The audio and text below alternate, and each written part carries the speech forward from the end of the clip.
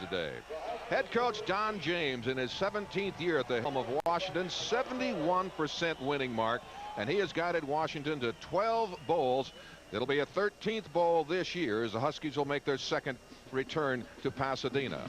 Jerry Pettibone has had a tough year this year, but shows promise of getting the program turned around. In his 6 years as head coach, he was 33-32 and won at Northern Illinois. He has not yet won here in Corvallis. He has not won at all as the head coach at Oregon State University. You can see a gray sky here, and it is raining. The all-time series favors Washington 44-26, and the Oregon defeats over Washington 21-20. They were a 38-point underdog in '85, and that was an exciting victory for the Beavers. Team defense, Washington #1 in the nation. Contrarily, Oregon State last in total offense in the nation, and as we told you earlier, they have lost 14 consecutive games. Oregon State has won the toss and deferred. The University of Washington will receive while Oregon State defends the north goal. Burke will kick it off for Oregon State. Jamie Burke sends it high. Received a yard deep in the end zone. He's going to have to bring it out. This is Knapp Kaufman coming to the near side. He's got some room at the 20 and escapes up to the 25-yard line. An excellent return considering the circumstances upon receiving the ball. William Ephraim makes the stop for Oregon State. Billy Joe Hobart, the quarterback for Washington, has received some criticism in Seattle, but my goodness, when you lead the team to 9-0 in a third-ranked season, it's tough to be too critical. There are the backs and receivers. Mario Bailey has scored 12 touchdowns through the air. First down for the Huskies. This is Jones, or Bryant rather. Bino Bryant, the junior from Los Angeles, hit hard as he crosses at 25. The tackle made by Dennis Edwards. Ed Cunningham anchors the offensive line for Washington. He is an honorable mention all Pac-10 performer and co-captain of the Huskies this year. A lot of big fellas up on that offensive line for Washington. Lincoln Kennedy, 315 pounds. Zapelli Malamala, over 300 pounds. They're big, tough, and quick. Second down and 8 for the Huskies at the 26-yard line. Hobart back under a rush, lays it off incomplete for Bryant. Great pressure by Eric Hale. That's a fumble. Redshirt freshman, and there's going to be a fumble and a recovery by Oregon State. Pressure by Oregon State. Billy Joe Hobart tries to dump the ball, throws it backwards. Remember, if the ball is thrown backwards, it is a fumble, a lateral, not an incomplete pass. A big play early for Oregon State. We talked about the Huskies and how they can beat themselves. That's an example of what they cannot do. You don't want to keep Oregon State in the game any longer than you have to. So it'll be first down Beavers as they get a good break off the top. The ball at the 17-yard line of Washington. Now we'll see how well Oregon State can perform against this awesome defense of Washington. The advance is to about the 15, so perhaps a 2-yard pickup on the play and no more for fullback Chris Morton. The stop by Tyrone Rogers and Steve Entman. Ed Browning is the quarterback today. Been a lot of injuries in that quarterback ranks, and he is the best passer.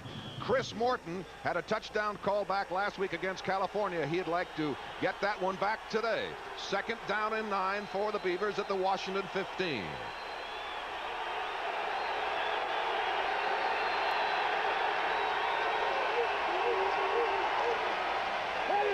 Browning swamped at the 20-yard line.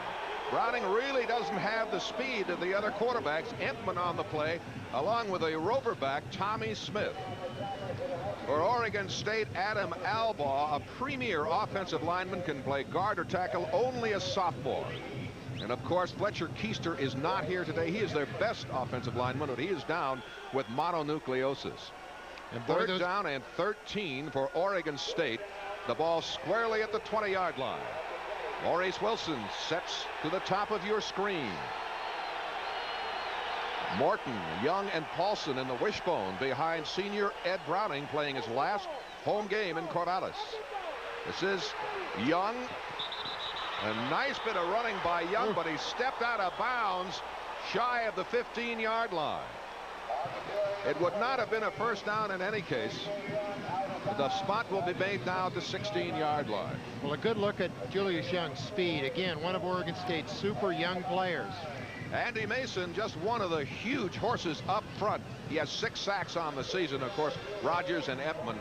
The linebackers are very, very quick, and Donald Jones is first team all-conference last year. Here is the field goal try by Jamie Burke. Hits it from the 23. It's plenty long, and it is good. And Oregon State is on the board first. With 12:39 remaining in the opening quarter of play, it's the Beavers 3 and the Huskies nothing. Well, I'm sure that's a relief for a lot of Beaver fans to get on the board, Jimmy. The 43-game streak was in jeopardy with this team at Washington. Big break, and Oregon State does take advantage of it. That's got to give these young kids a little bit of spirit, a little bit of hope today. Only the second time this season, actually, that the Huskies have been behind. They trailed Nebraska at Nebraska in the second game of the year, and that has been it. Well, Oregon State now preserves their winning streak. It's been, what, 44 games 44. now. And Oregon State has scored. And there was a lot of consideration for this game among the fans that Oregon State might not score at all. Well, number 2 shutouts, I believe, this year, Chuck, for the Huskies, and just have they had negative yardage yet on anybody on their defense? Not in terms of a total game. Obviously, they lead the country in total defense, only giving up an average of 233 yards a game. Rushing defense is where they make their mark. You know, in that drive was barely a plus yardage drive, but again, the turnover, Oregon State at least puts 3 points on the board, not 7, but they do get 3. Force that Husky offense to come out and make some plays. Well, they're a great defensive team, and would you say quickness is the attribute that's best of all? Incredibly strong and incredibly fast. They just have a bunch of great athletes. Here is the kickoff by Burke. Jay Barry is back to receive along with Kaufman. Taken at the 5 by Kaufman. And comes across the 20-yard line where he's piled up around the 23. So Washington will start there. First down and 10. The Huskies have won 11 consecutive games. Back in 1914 to 1916, Washington recorded 12 straight. So this is the longest win streak since. A 17-yard return for Nap Kaufman, who averages 16.5 yards. So the Huskies start first down and 10, trailing 3-0 early in the first quarter. Bryant again gets another 5 or 6 yards after being hit by DeSully. Finally stopped by Michael Hale, a redshirt freshman from Aurora, Colorado.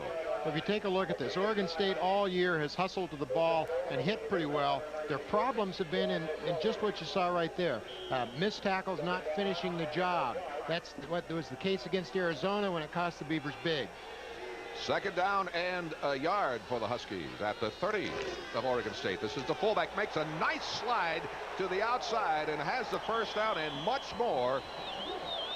Out. Stopped by Dennis Edwards is Matt Jones, a sophomore from Portland Central Catholic High School.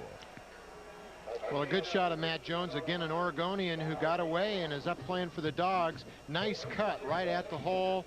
Doesn't look like he's got the great speed, but has a little bit of juke. Jones has averaged 5.1 yards per carry for the Huskies and gained 205 yards on the season. First down Washington at their 44-yard line, and Billy Hobart will go to the air for the first time today and has the receiver wide open across the way, and that is Orlando McKay, who has 38 catches on the year, covered by Brent Huff. And Steve, it's nice to see Brent Huff back today. Well, it sure is. Brent is a class defensive back at a corner or the free safety. Obviously he's playing corner here. Oregon State will be playing mostly zones. That is a zone situation, so that explains the distance off the receiver. Washington sends trips to the bottom of your screen on first down and 10 at the 45 of Oregon State. Beano Bryant looking for room, slips down as he comes to the 37, perhaps the 38-yard line. Beano Bryant, whose given name is Wilson, 5'11", 175 pounds of dynamite. Stopped by Eric Hale. You talk about Matt Jones as an Oregonian, then got away. Beano Bryant and Matt Jones came very close to being the Beaver backfield. We talked about Beano Bryant and how close he was to signing with Oregon State. Matt Jones and Beano Bryant met for the first time on their recruiting trips in Corvallis. Second down and 8. Jones goes in motion. Bryant the handoff. Big yardage for Bryant, and finally dragged down by Brent Huff, but he picks up the first down. He was the Pac-10's leading punt returner last year, and he does it all for Washington this year. Well, the Dogs were worried about replacing Greg Lewis, and they've certainly done it. Can you tell us a little bit more about his strengths, Chuck? Bino Bryant is a guy that used to be a speed guy, a punt returner, kickoff returner, open field type of runner. 28 carries last week against USC. He's really developing into an every down 20 carry a game tailback. Short drop, and it is complete to Gaspard at the, well, his knee was down apparently at the 27-yard line. Curtis Gaspard, who comes into the game with 14 pass receptions. William Ephraim, who's had a dynamite freshman year, makes the tackle. There's Gaspard from New Orleans, Louisiana. He was a walk-on in 1988. Came on strong last year. The Huskies have been looking for that third receiver all through last year. This year, Curtis Gaspard has really stepped forward to become that number 3 receiver in the trip set. Huskies with trips to the top of your screen. This is Bryant. Very slippery customer, and gets to the 21-yard line. Bino Bryant stopped by William Ephraim along with Mark Price for the Beavers. Bryant has had 4 100-yard games this season and was co-offensive player of the week in the Pac-10. And he's got 2 people right behind him, and Jerry Berry and Kaufman, who are outstanding players. Play probably anywhere in the country. From the tailback position this year, the Huskies are over 1,600 yards and have scored 19 touchdowns. So they're getting good productivity even with the loss of Greg Lewis from last year. Here's Bryant from the I formation, cuts it back, big hole, and is tripped up. Seemed to be on his way for the end zone, and is tripped up at the 10 and falls forward. First down for the Huskies. William Ephraim again on the tackle, and he's been all over the field today. Looked like just an ISO again. Get the ball to Bryant, let him pick his hole. Man-on-man blocking up front, which I think is the Husky scheme, if I'm not mistaken. Not much trickery. Just come at you with their size. When you've got those such big people, you're averaging almost 300 pounds a man across that front line against about 250 pounds a man in Oregon State. You don't have to get too fancy. This is Jay Barry, and he gets down to the 6-yard line. Barry, a junior from North Glen, Colorado. Important special teams player last year. Has done a lot of things for this Husky team. Really came on this year. Bino Bryant was slowed the first few games with a bad knee. Jay Barry stepped forward and has had some great games. Been over 100 yards a couple of times. He's the player that we thought was going to be the every down kind of player if Bino Bryant hadn't developed into the solid first down, second down tailback. Well, he's gained over 600 yards in the year, but gets nothing this time. That was Todd Sawfeld, the senior linebacker who we featured at the top of the program, and who had just a wonderful season for Oregon State. Doesn't have all the physical ability that a lot of linebackers do, but he has been marvelous for Oregon State this year. Well, Oregon State's system allows Todd to run behind the lineman. He's going to make a lot of tackles, or has to make a lot of tackles in their system. Their offensive line or defensive line hits people, takes people on directly, leaves Todd free. Here's Ricky Pfizer, who was injured on the play. He's a defensive right end, has played well. He's number 2 in the conference, by the way, in sacks, with 6 on the year. Ricky's got great speed. You can see him jam between 2 of the big linemen and then gets bent over by a lineman with another offensive lineman completing a block on the backside, just hammering his knees. Yeah, so often happens when you get a big pile up. Many times players are falling on other players' knees. Pulavati that time gets blocked into the legs of Ricky Pfizer, and he gets bent over. 3rd down and 6 for the Huskies.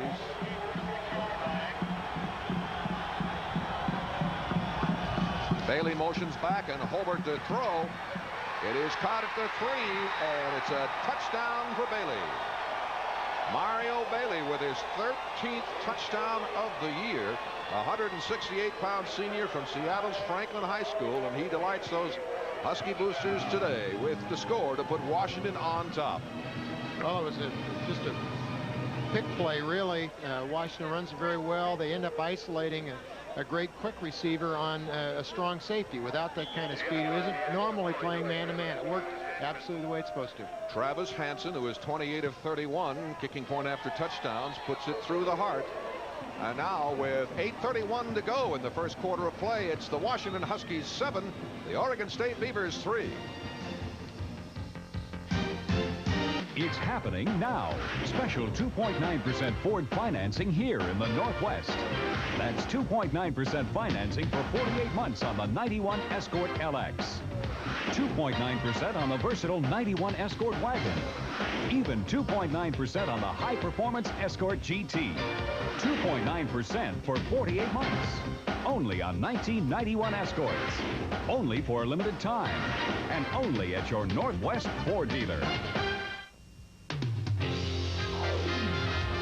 This season, the ball's in our court.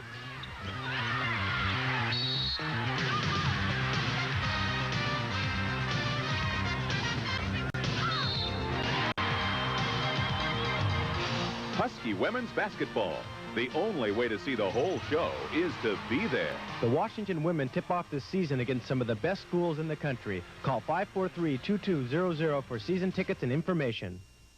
A moment ago, Mario Bailey added was already impressive statistics over his career at the University of Washington with another touchdown, his 22nd career score. Well, just a straight drop back. You could see the damage was already done by the time the cameras got out there. The two wide receivers came inside, picked Dennis Edwards off, and it's just the old-fashioned pick. Looks just like a basketball play. Certainly no surprise to see Mario Bailey in the end zone. 13 touchdown catches on the year. Takes him only one shy of the Pac-10 single-season record of 14 set by Doug Allen of Arizona State in 1984. And Mario is a happy Husky. But he needs only 5 more receptions to set a single-season record. Here's the drive, 78 yards, 11 plays using 4 minutes plus. Now Washington to kick it off. Husky fans will like to see Mario in the end zone on the road. Only his third of those 13 on the road. Kickoff angles to the near side, taken by Branscombe right at the goal line. Had a foot in the end zone. And is dragged down at the 10. Also, excellent play by Hillary Butler, a linebacker with tremendous speed. Also, no surprise for Husky fans to see Hillary Butler making a tackle on kickoff coverage. Well, he has great speed coming from that second or third man in. You can see him flying around the corner. He's moving as fast as the defensive backs next to him. Just great effort. 225 pounds, runs a 4.5 40. Is the number 5 tackler on this Husky team, and he's not a starter. Backs up Chico Fraley at inside linebacker, so he's making good use of his limited time on the field. 10-yard return on the kickoff, so the Beavers will start at their 10, first down and 10, trailing it now 7-3 in the opening quarter in Corvallis. Browning's pitch is slapped away, loose in the end zone, still loose, and the Beavers recover it in the end zone.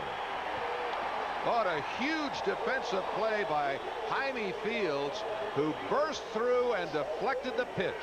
Well, he was 3 yards deep in the backfield, it seemed, when the play started, and Ed Browning had nowhere to go with the pitch. That was one that you need to eat. This is a great, great Washington team on that defensive line and linebackers. The one thing you want to notice about the Husky defense is they just keep coming. Jaime Fields has already caused 3 fumbles on the year. Tyrone Rogers thinks he's got 6 points in his grasp. You can see a scramble for it, but that Husky defense, they're always sending people. They'll line up with 8, 9, 10 people on the line of scrimmage. Sometimes they'll all come, sometimes they'll drop back, but when they do come, they are such tremendous athletes that they can cause so many problems for an offense. That, of course, is a safety as Oregon State recovered it in the end zone. Puts 2 more points on the board for Washington, and they lead at 9-3. Coming into the game, the Huskies a 41-43 point favorite. The Husky defense is almost interchangeable. They have seemingly endless supply of players that are 6'1" to 6'3", 220 to 235, all can run 4.5, 4.6. It's like the same player coming on the field wearing a different jersey time after time after time, and that time it's Jaime Fields making a play. They also seem to change defenses so well and change positions on the line, actually switch people with who's the pitch man in a system like Oregon State's runs. Very difficult. Bryant waiting for the kickoff at the 32-yard line. Pounds across the 50, so the Huskies will have excellent field position while they untangle around the 49-yard line. First down and 10 Washington. Washington with magnificent offensive balance. They average 236.1 yards rushing, 236.9 passing. 48-yard kick and a 19-yard return that time. As Chuck said at the outset, people don't seem to realize that Washington is one of the best offensive teams in the country, too. This defense gets so much credit, and yet Washington has a powerful and potent offense. Well, they average just under 39 points a game. Here's a toss to Bryant. Has a big hole. Plays off a block and comes across the 45 to about the 44-yard line. Bryant, who has gained coming into the game 768 yards, averaging 6.1 yards per carry. His longest rushing effort, 65 yards. Michael Hale and Dennis Edwards make the stop for Oregon State. A 65-yard run early in the year by Bean O'Brien. Remember the game winner down in California in that big battle of the unbeatens. Dog father. I like that. Trips to the top of your screen as Billy Hobart throws it complete. And Orlando McKay takes a couple of pops before surrendering and going down at the 28. Dennis Edwards, Brant Huff, and Todd Sawfield all got a piece of it. That's a first down for Washington. Oregon State's primarily a zone team. Straight drop back pass. The linebackers shouldn't have been held up. Linebackers have to get to that position. You could see 57 Eric Hale. This is his first start of the year. He's playing after 2 injuries to key outside linebackers. Darius Turner has checked into the ball game. Backup fullback, 224-pound junior. And Hobart will throw, going deep in the end zone, complete to Mario Bailey for his second touchdown of the afternoon. He beat William Ephraim. Bailey now with 14 touchdowns on the year and another pass reception as he closes in on that single season record. And ties the Pac-10 single season touchdown reception record. Again, Doug Allen, 1984, Arizona State. Mario Bailey with his second catch, his second touchdown catch. The Huskies add another 6 to their total. Well, he was always called a possession type of receiver. He certainly doesn't look like it. He's got a great wiggle and great stuff on the outside. Looks like he can do it all. Travis Hansen into the ball successfully. And it is now 16-3 Washington with 7:11 yet to play in the opening quarter in Corvallis. Billy Joe Hobart enjoying a good start through the air today. 5 of 5 for 66 yards. And of course Mario Bailey having a standout beginning. There's the play pass. As you can see, Bailey ran just a straight post in the center. Ooh, another receiver open right down the middle. Billy Joe Hobart has his choice on this play. Curtis Gaspard running a post route from the other side. It says, I'll meet you, Mario, under the sticks. Mario Bailey with the ball in his possession. Again, straight drop back, good protection. Mario Bailey just beats his man. He has always been thought of as a possession receiver, mostly because of his size. But he has shown an incredible knack for getting open deep. And if he catches the short route, there are few people around that can make people miss as much as Mario Bailey does, averaging over 18 yards of reception. Not bad for a possession guy. No, those aren't possession type of numbers. He is one of the many All-America candidates for the Huskies and sure to draw a lot of postseason acclaim. Here is the kickoff. Angled to the far side where Paulson waits for it. Interesting, almost like a pooch kick. Back to the 25, and Paulson bowls over a couple of Huskies en route to the 29-yard line. So the Beavers will start first down and 10, trailing it in the first quarter, 16-3. The Husky kickoff team has kind of adopted that pooch kick once they get ahead in a game. They figure with our defense, we just don't want to give up any big special teams plays, and if we just pooch it, maybe we'll give up some field position, but we probably won't give up a big touchdown return. Maurice Wilson goes to the bottom of your screen. Beavers in the wishbone formation. Not much there for J.J. Young. He's a redshirt freshman from South Pasadena. Very quick, just under 4.5 in the 40. A lot of youth in the backfield for Oregon State. Take a look at this. Young really on a trap there coming up the middle. Oregon State has so many players that are young, and for Chuck's information, Oregon State's 2 starting halfbacks were defensive backs last year. Both Paulson and Young were on the other side of the ball. First thing I noticed this week looking at the depth chart, you've got 8 offensive players in the backfield, 1 sophomore and 7 freshmen in the 2 deep. A gray beard. Pitch back to Young. Has some room, but is forced out of bounds after about 3 yards to make it third down now. Dana Hall pushing him out of bounds. And they'll mark it at the 32. Well, the pursuit of this Husky defense is incredible. They will not be seen much on our replays, but there are 7, 8, 9 people flying to the football. We've been so happy with Oregon State all year, checking that they are hustling to the football. But to watch a team like Washington, who has everybody there and with greater speed, greater size, phenomenal to see him play. Jerry Pettibone says that the Husky linebackers are faster than anybody they have on their team. Big play for the Beavers on 3rd down and 7. Young, nice hole up front for Young, but he comes up well short of the 1st down. The tackle by Dana Hall along with Andy Mason. You talk about the speed and Andy Mason. If my memory serves me correctly, he was second in the 100 and 220 in the state of Washington. He's a defensive end now. 240 pounds worth of sprinter. Bino Bryant will set to return the punt of Tim Colas. Colas, as you see, has averaged 38.7. He's had a few boomers on the season, including a 54-yarder against California and Stanford. Bryant receives at the 29. He gets back about 5 yards to the 34, and that is all. 5:41 to go in the 1st quarter. When we return, it'll be 1st down and 10, Oregon State. Attention RVers, it's the price breakthrough you've been waiting for. Holiday World RV Centers reduced the price on Holiday Rambler motorhomes over $10,000. You can afford the luxurious 31-foot 1991 Holiday Rambler motorhome, complete with air, generator, microwave, color TV, and more, all for only $49,950. You save over $10,000. Not just one, but your choice of 7 in stock. Long-term financing and trades, of course, only from Holiday World RV Centers in Everett and Tacoma, where RV means real value. Thunderbird Discount Store in Delhi. Thunderbird Discount Store has thousands of items, all at discount prices.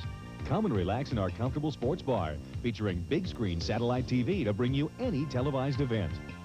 Every Thursday and Saturday night features dart tournaments, 100% added. Happy hours are Monday through Friday from 4 to 7, and every week during the Seahawks game. Thunderbird Discount Store and Sports Bar. 72nd and Waller Road in Tacoma. 1st down and 10, Huskies at the 34-yard line. Holbert throws complete to the fullback, Matt Jones. Fumble, and the Beavers have it at the 45. Brent Huff comes up with the bouncing football for Oregon State to give them fine field position at the 46-yard line of Washington. Play pass again on 1st down. I consider that an excellent play pass call. Complete. Fullback's got it there. Matt Jones just drops the ball. It's stripped, actually. And there's Huff on the ball. Michael Hale makes a nice play. The Huskies with 2 turnovers in under 10 minutes of play. Shows a lack of concentration on their part. Well, this is what Jerry Pettibone said before today's game. Washington has got to make mistakes if Oregon State has any hope of winning. This is Young. They're using him a lot today. Comes across the 45. J.J. Young, who was a scout team player of the year in 1990, tackled by Hoffman. One of the reasons we'll see J.J. carrying the ball a lot is number 35, Chad Paulson, is just a great blocker. Look at him get the standoff with the linebacker and watch him continue to block. Chad Paulson's had times this season, Chuck, where he's gone downfield for a 2nd or 3rd block to spring people. It's 2nd down and 8 for Oregon State at the 44 of the Huskies. Ed Browning, the senior, operating at quarterback for the Beavers. He started the first few games for Oregon State. Fumble. Paulson picks it up. Cannot struggle out of the tackle and will sustain a loss. There's an example of how those Huskies just keep coming against some other teams. Paulson gets out of that initial pile. Might be able to pick up some extra yards, but those Husky defenders are always coming. They're always coming.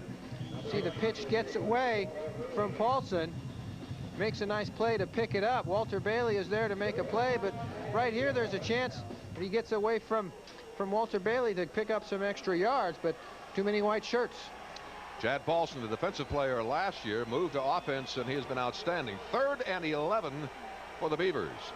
The ball at the 47 of Washington. And penalty flags go for the first time today.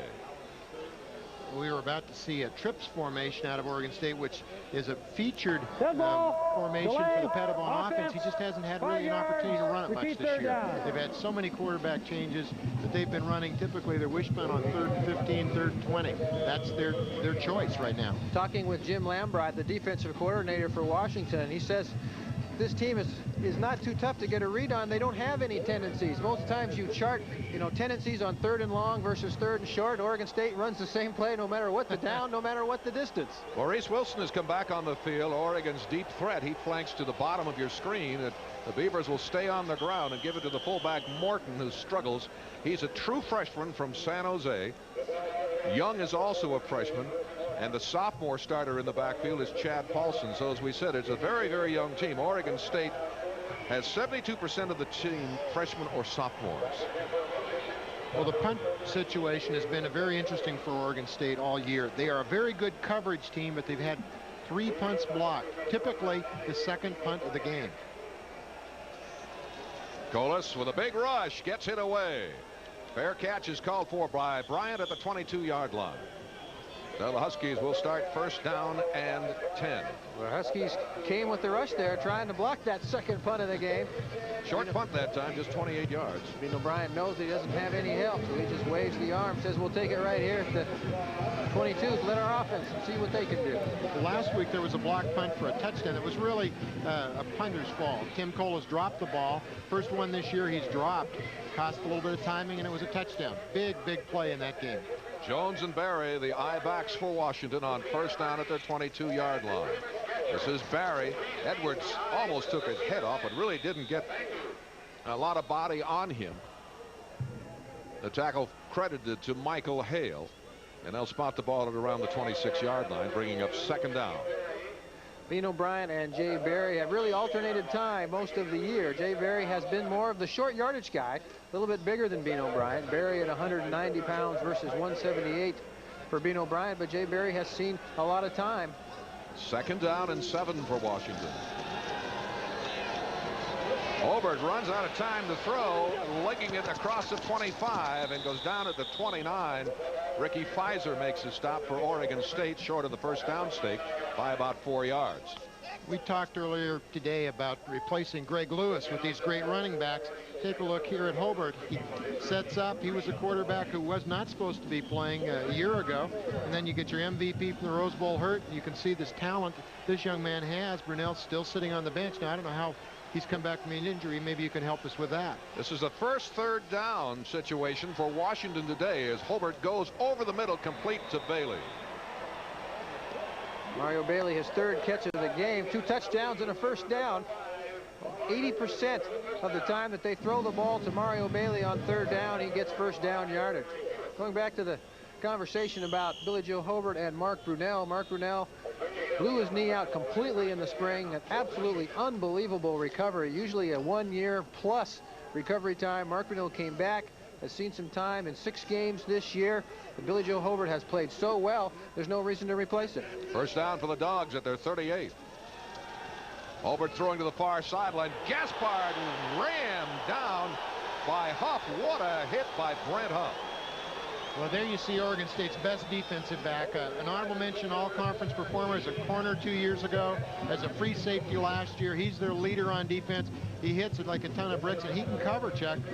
Awful long throw, throwing from the left hash, almost out to the sideline on the far side of the field. That's a long way to throw the ball, to only try to pick up 4 or 5 yards. When you've got a guy like Brent Huff that can break on the ball, that can break on the receiver and then deliver a blow, you're taking a chance when you run that kind of play. That's the first incompletion for Hobert today. Going deep. Oh, another strong hit, but the ball is caught successfully by Gaspard at the 35-yard line. Excuse me, the 45-yard line. That was Brent Huff once again putting his shoulder into the receiver. These are zone defenses, and Huff's got to have somebody coming. You see those linebackers? They just need another step and they can make that play. That will happen as time goes on. These young backers figure out how to play this zone defense. That's not a play that Brent Huff is going to be make on a slant that's that short. First down and 10 for the Huskies at the Beaver 44. This is Young coming in motion. This is Barry with a big hole. Hale makes the tackle along with Ephraim, but a huge pickup crossing the 30 for a 1st down Huskies. quite a tandem. Take a look at Barry here. He's just a super talent, too. See, Mala seals off Salfett from the inside. Hale comes with a blow when he gets there. He just gets there a little bit too far downfield. Watch number 70 right there, sealing off the inside linebacker. No pursuit from the inside, and the wide receivers do a good job on the outside. Trips to the top of your screen, but the toss is back to Barry. He gets 5 yards, perhaps a bit more, on first down, so it'll bring up second down for Washington. Washington with an explosive offense. They've scored 347 points this year. The University of Washington record is 394, so the Huskies seem certain to eclipse that mark. Saalfeld and Hale on the last stop for the Beavers, now pinned down to their 25-yard line. 21 seconds to go in the quarter.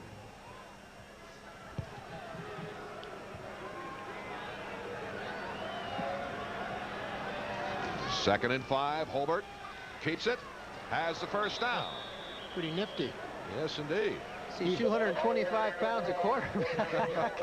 Look, hurdling those guys down the line. They don't like to run the option with Billy Joe Hobert. He suffered a stinger in his shoulder 3 games ago, but they like to run it every now and again just to keep people honest, and he is faster than you think he might be at 225 pounds. They ran it the option a lot last year with Mark Brunell. Billy Joe Hobert inherits that part of the Husky offense, too. And we have played 1 quarter in Corvallis, and after 1, it's the Huskies 16, the Beavers 3.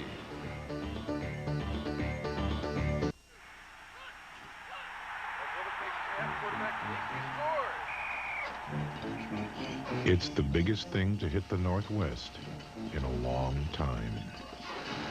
Announcing the specially priced Rainier Light Beer 16-can game pack, complete with an offer for a limited edition pint glass, all you could ask for, in a new and somewhat larger size.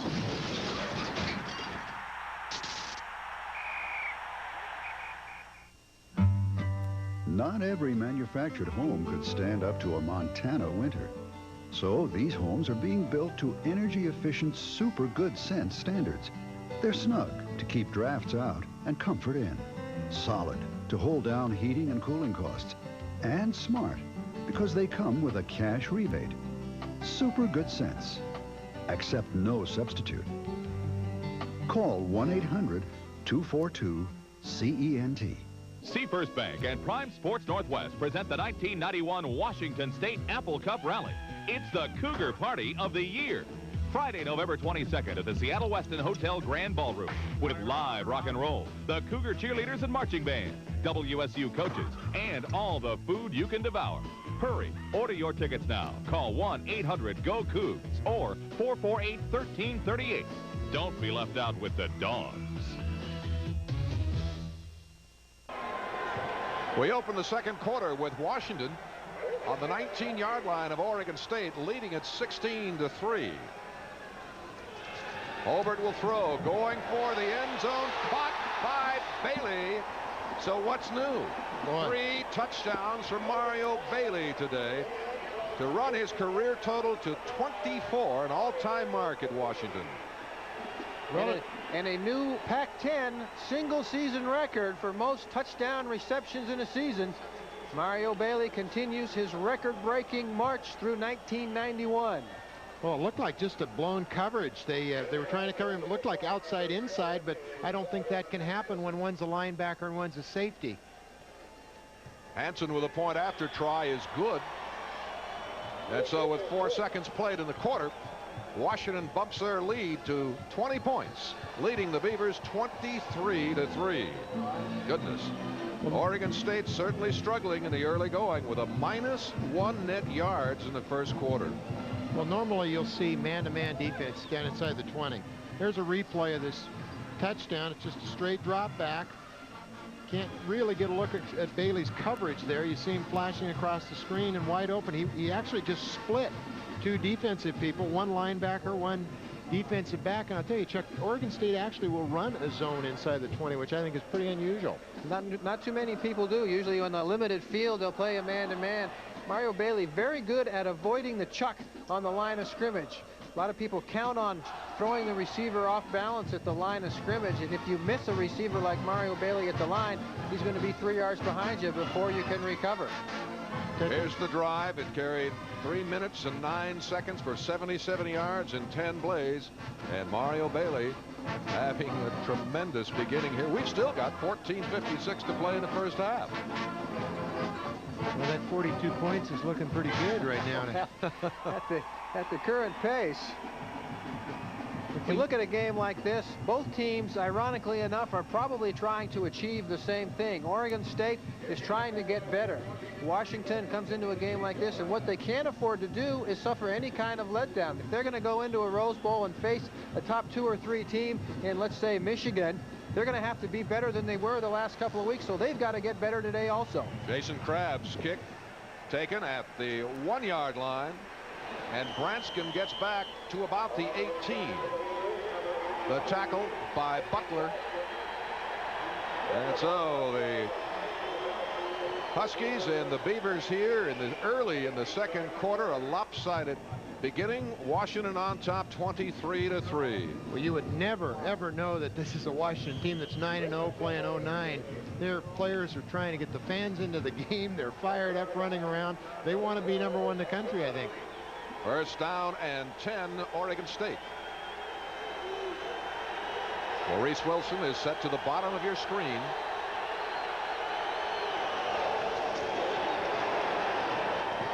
Handoff is straight ahead to Spencer Johnson, and the middle of that line, anchored by Tyrone Rogers, makes a stop for Washington.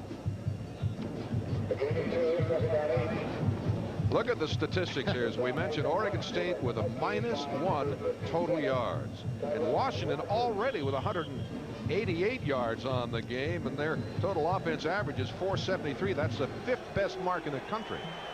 Second down and 8 for Oregon State. Ball at the 21. 7 men up front for the Huskies, and there's just absolutely nowhere to run for freshman Spencer Johnson. He's another true freshman. Is getting playing time this year for the Oregon State Beavers. And I guess one thing you could say, Steve, to come out of all this problems this year with trying to win a game is that there's going to be a lot of experience gained by these youngsters. No question. I think Chuck's point a few minutes ago that both teams are trying to get better is the truth. This team at Oregon State has played hard all year. There have been no giveaway games. There have been no give-up games. They're just young, and they're going to get better. Third down and 7 for the Beavers at the 22 of Oregon State. Browning being pursued. Pitches at the last second, and it's out of bounds. The intended pitchman was redshirt freshman Jason Barry. Barry's another freshman, a redshirt freshman for Portland. Well, this is an example of Ed's speed that just doesn't exist as far as the option's concerned. He started the first 3 games of the year, and this is what many of the options look like. He really understands the system. He's been tremendously helpful to these young kids. In fact, Chuck, he graduated. He's back at Oregon State playing his 5th year purely to help with his football team, be a part of a new system. Bino Bryant back at his 47 to receive the punt. Of Colas has to hurry it and gets a beauty away. Bryant backs up to the 41-yard line and is swarmed down. Bino Bryant, a premier punt returner, stopped by Corey Hewitt. Oregon State is an excellent coverage team. I think we've talked about that. Their net punting statistics are pretty good. In fact, Oregon State's special teams in general are the best of any other facet of their football team as far as it relates to the conference. They're in the middle of the pack or better in most situations. Ooh, new quarterback. First down for the Huskies, and the quarterback is Mark Brunell. Interesting, Chuck, that the backup quarterback is the guy that took the Huskies to the Rose Bowl last year and was the most valuable player. Not too bad when you've got your team that finishes in the top 10. You think you've got your quarterback coming back. He goes down. Now you've got a number 2 quarterback that started 12 games, one of the best in the country last year at leading a team. And I think, where were we talking last year? You've got James Clifford, who was the leading tackler in the Pac-10 2 years ago, and he's sitting on the bench, can't get his job back. Exactly.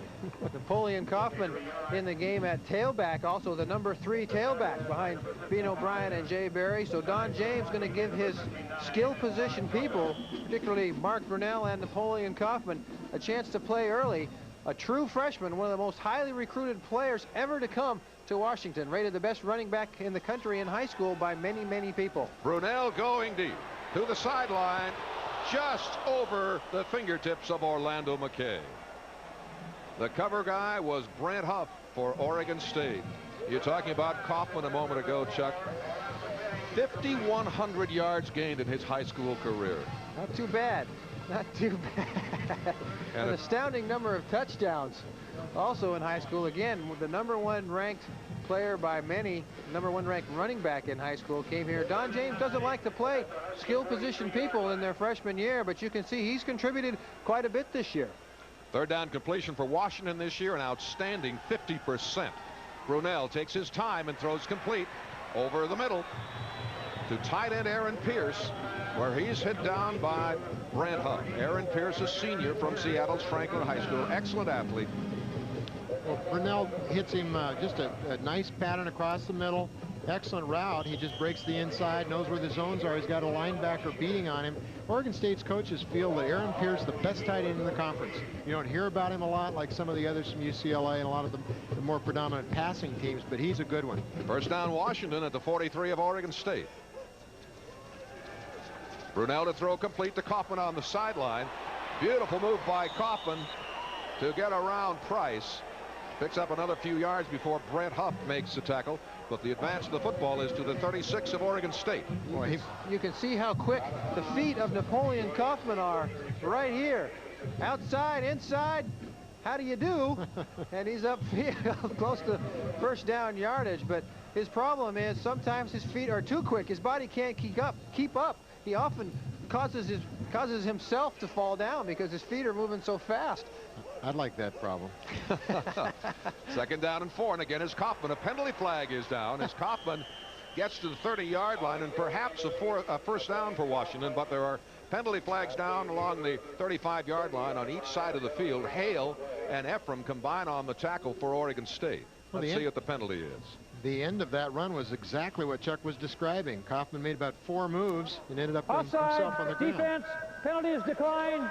First down. As you see, the penalty against Oregon State for being offside is refused by the Huskies. We look at the Husky staff along the sideline, and Coach Don James in his 21st year as a head coach and the dean of coaches here in the Pac-10 Conference.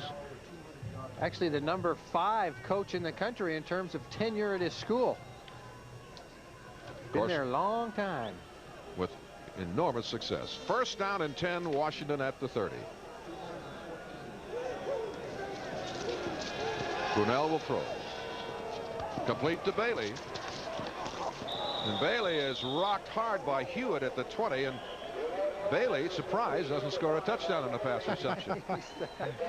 He's lowering his percentage from 100% to 75%, but it is a first down again. Over 80% of his catches seem to go for first downs. A nice throw by Mark Brunell. One result of his knee injury has been that he has concentrated more on his passing. He's not quite as shifty as he was, talking about Mark Brunell. Get the ball to Mario Bailey, who is still very shifty, and let him do the dirty work and take those shots like that one there. First down and 10 for the Huskies. This is Kaufman. Tripped up as he crosses the 20-yard line, falls forward for a couple. It was Todd Sofeld who makes a stop. The #1 tackler in the Pac-10. He's been up there 1 or 2 all season long. He averages over 14 tackles per ball game. He also has 5 tackles for loss. So he's had an outstanding season for Oregon State in his last year here.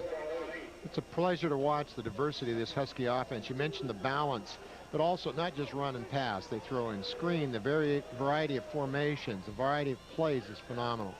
Second down and 8. Hobart, the left-handed passer, completes it over the middle to Orlando McKay. Now he's tackled by Hale and Dennis Edwards. 2-time track All-America is Orlando McKay. Outstanding speed. The 400-meter guy qualified for the NCAA track meet this past spring in the 400 meters. One of the most improved players on this Husky team, was always a deep threat, a long striding 400-meter guy. Worked a lot on his foot quickness. Is a lot more effective running the short routes, the little out routes that require quick feet as opposed to long strides than he was last year. This is Kaufman, has room to run, hits the 5, hits the end zone for another Husky score. What is his speed, Chuck? Is he looks like he's a 4.4 guy or better. Flat out 40 time. I don't know exactly, but it's going to be around the 4.4 mark. His problem has been he has such tremendous speed, such tremendous forward lean that when he goes to make a move, his feet, his forward top half of his body keeps going and his bottom half can't keep up. In this case, there's no need to make a move. Everything's sealed off extremely well. Just use that tremendous quickness, that tremendous speed, get outside and take it for the end zone. That's the third touchdown of the year for Napoleon Kaufman. The kick is up and good. And now we have 10 minutes and 18 seconds to play in the first half here in Corvallis, and the Huskies maintain the advantage over Oregon State 30-3. We at Osborne McCann are very excited about our 1992 Cadillacs. We feel that we now have the car that's going to keep our offshore competition awake at nights.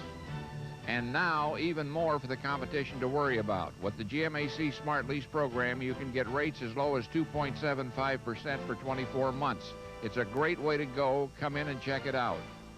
We feel that we have the car of the year here at Osborne McCann Cadillac. Come in and test drive it. We think you will agree.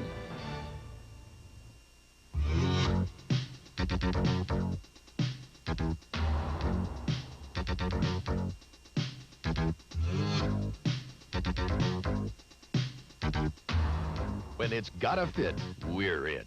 Sure Fit. Don't get caught with a leaky top during cold and wet weather. At Sure Fit, we have factory quality replacements, from back windows to entire new tops, all at competitive prices. At Sure Fit, you can count on it to fit every time.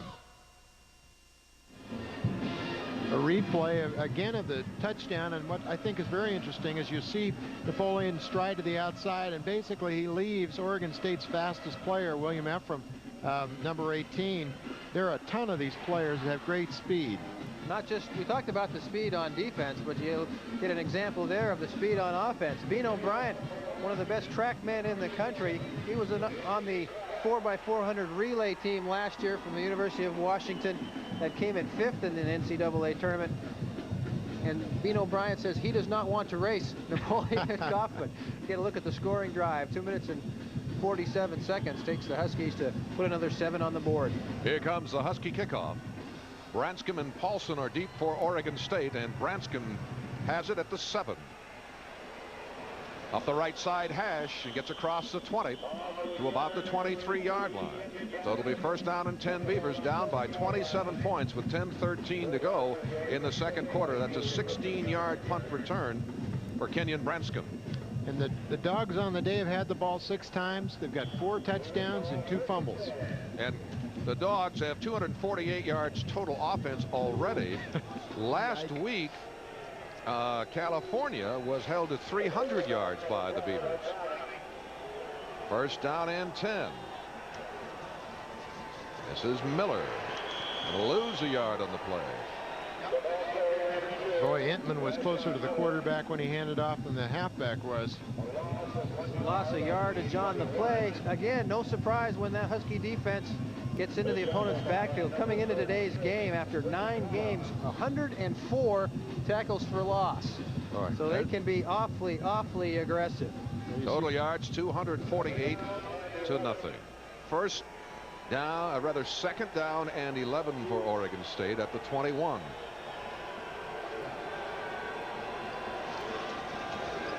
Running, throwing to the near side, and incomplete. The intended receiver was Maurice Wilson. He has fine speed, an outstanding receiver. Was a freshman All-America his first year here, but of course the system has changed. There's not a lot of balls thrown. He's caught only 8 this year.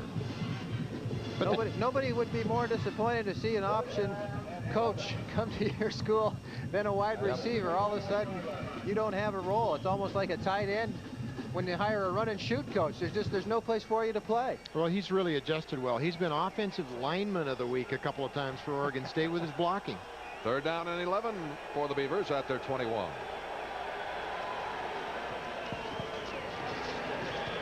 About a 5-yard pickup by Spencer Johnson. Out to the 25-yard line. He didn't decide on coming to Oregon State until 2 weeks before the start of fall practice, so there was no scholarship available at that time, and he walked on. The stop by James Clifford for Washington, forcing 4th down and 6. And Colas will punt. standing on his 11-yard line. He's a pretty good punter, and we're only seeing Bino back there about 30 yards. That's why. Recovered at the 11-yard line.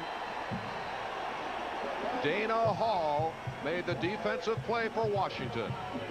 He's got that great speed, 4.35. Another fine track athlete and one of the best athletes on the team.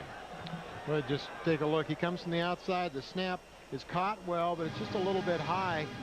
In this zone blocking scheme, it's just real tough. If somebody comes clean like that with that great of speed and anything goes wrong, a mishandled punt, an off-direction punt, anything, and it's all over. I'm chastising myself. As they were lining up for that punt, I almost said, keep your eyes on Dana Hall. He's come close on the first two. This is Bryant. Well played by Obelovich. Oh, excuse me, that's Eric Hale who makes the tackle, the redshirt freshman. High school sprinter is Eric Hale. Pretty good speed for that position, around 4.6. Well, we've talked a lot about whether you man block or zone block punts. Oregon State believes you zone block it. There are only two teams in the Pac-10 that man block. They're California and Oregon, both ex-pro coaches in Brooks and Snyder, so they believe a little bit different system. Second down and 9, and into the end zone, knocked away. A fine play by Brent Huff, who has been injured almost the entire season. And he's playing the left corner today. He's played just about all the defensive back positions.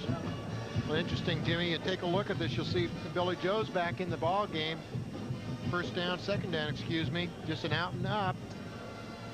Huff makes just the right move. He turns around when the receiver's eyes go up and does it just the way you're supposed to do it. Hobert with just what, 2 incompletions thrown today. Trips to the bottom of your screen on third down. Hobert with a huge piece of daylight in front of him and rambles into the end zone unmolested. I think I could have run that one in. Now that's not go too far. Billy Joe Hobert's 5th rushing touchdown of the year. A couple of them have been, I believe 3 of them have been on the quarterback draw. Keith Gilbertson, the offensive coordinator for the Washington Huskies, spreads the field. No backs in the backfield except for Jay Barry, who's there only to block. 3 wide receivers to the right. Spread everybody out. No defensive backs. No linebackers in the picture until Billy Joe Hobert is back there on the alphabet. Hanson's kick is true. And the Huskies lead it now 37-3 with 8 minutes and 3 seconds to go here in the second quarter. Somebody said at the start it's going to be could be a long day for Oregon State. It's already been a very long day. Well, the Beavers scored first. Remember that. That's true. And they are scored. That's the other thing. Beavers are on the board, but trail it by 34 points, 37-3 as we look at the University of Washington band. For the most complete coverage of your favorite Northwest teams, turn to Prime Sports Northwest. Monday night, catch the Oregon Ducks in action as they challenge the UCLA Bruins. Tomorrow night at 8, right here on Prime Sports Northwest. Well, Jerry Pettibone has to be very, very down today, although he's looking forward to that matchup next week, Steve, against the University of Oregon over in Eugene, and they have worked very hard all season long preparing for the Ducks. Well, I think that's where their season in 1992 begins, is next week with the University of Oregon Ducks. Ducks a little bit on a slide from what was expected of them this year, and the Beavers want to take advantage of it, get their 92 season off right next week. Boston a yard deep in the end zone, makes a nice move at the 15, now trapped at the 18, and down goes Chad Paulson. Washington leading it 37-3. The last drive taking only 42 seconds. Huskies take advantage of the blocked punt by Dana Hall. One of the criticisms, if there have been any, of the Husky team has been on the offense and their occasional inability to take advantage of the field position provided, but they've taken advantage of some plays today of the field position allowed them, including the block punt there, and have put 7 points at a time on the scoreboard. Ball at the 19, first down Oregon State. Browning's going to keep it and gets a couple of yards. Jim Lambright, the defensive coordinator for the Washington Huskies, says that he's going to play this option offense very, very balanced. I'm always going to have 4 guys on either side, and then I have 3 guys to play with. when you run against this type of a team, you've got to have the numbers out there. You have to have every option covered, and the only way to do that is to line up in a balanced defense. And that's what Oregon State's quarterback basically does, is count people when he comes to line of scrimmage. After he counts people and decides which direction the option's going, he calls blocking assignments. And we'll get into it in a sec. 2nd down and 7 for Oregon State. Browning again to keep. Good yard for Browning. Breaks away and picks up the 1st down as he comes close to the 40-yard line. Ed Browning, the best passer among the quarterbacks, the best understanding of the offense, played only 8 games last year and started the season this year for the Beavers. There's the double option where the fullback leads the quarterback. Browning deepens to get around the fullback and then just uses that blazing speed to get down the field. And that's the 1st down today for Oregon State. Right before the ball was snapped that time, the Huskies shifted to the right. Browning read it correctly, changed the play at the line of scrimmage, and Dave Hoffman, that middle linebacker who had shifted to the offensive left, couldn't get on the other side of the field in time. Give it to Young on 1st down. Oh, boy, was he cracked hard. Headache right there. Jaime Fields says, don't make us mad. Oh, my goodness. We'll make you pay the price. Jaime Fields, 228-pound seniors. We mentioned from Glencoe High School here in from Linwood, California, junior. There was the counter trap, and Fields just beats the trap block, if you will, and just nails him in the backfield. See, wants to see 9 tackles for loss. That's 5th on the Husky team. 2nd down and 10 for the Beavers. Boy, what penetration and an example of the speed. That was Donald Jones. He had 3 sacks against the Beavers in 1989. An outstanding player. 1st team all-conference. I don't think Jones gets the credit that he deserves. He's an All-American candidate, a bona fide All-American in my opinion. Look at that speed and quickness. It just wraps up Browning before Browning can pitch, and he was ready to pitch. From Gladys, Virginia. The Huskies have 2 of their 4 co-captains are from the state of Virginia. Ed Cunningham, the offensive center, is also from the state of Virginia. The Huskies have more captains from Virginia than the University of Virginia does. 3rd down and long for the Beavers at their 33-yard line. Browning electing to keep once again, and will gain a couple, but comes up far short of the 1st down. Shane Pahokoa makes the tackle for Washington. Well, we remember Chuck Solberg, who coached here in Corvallis in the high school level and coaching the Oregon State staff. Well, he coached Pahokoa in high school. Well, we talked a bit about the shifts that Washington makes and the things that Ed Browning has to do at the line of scrimmage. He does call the blocking scheme after he associates the side to which the option is going to go. When they move, he has to call it again and change that scheme. Here's Cola's punt. Drives it this time and sends Bryant back. It hits on the 8, goes to the 5, and comes back to the 8-yard line. Now you could see the water splash. It's raining here in Corvallis and has been since the start of the game. We'll be right back with the Huskies leading the Beavers 37-3. Not every manufactured home could stand up to a Montana winter. So these homes are being built to energy-efficient, super good sense standards. They're snug to keep drafts out and comfort in. Solid to hold down heating and cooling costs. And smart because they come with a cash rebate. Super good sense. Accept no substitute. Call 1-800-242-CENT. Milgard windows are energy efficient, designed and built to last a lifetime. Milgard windows in vinyl, aluminum, and wood designs redefine a mastery of craftsmanship that people of the Northwest have appreciated for more than 30 years. And of course, Milgard windows enhance the beauty and enjoyment of your home. Milgard windows, guaranteed for life. At the University of Washington, people are always making up their minds about one thing or another.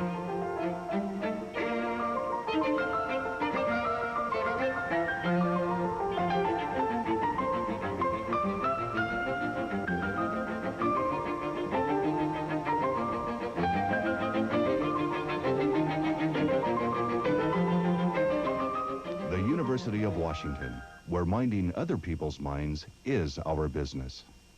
We have a penalty down on the playing field. A on the far sideline at about the 42-yard line.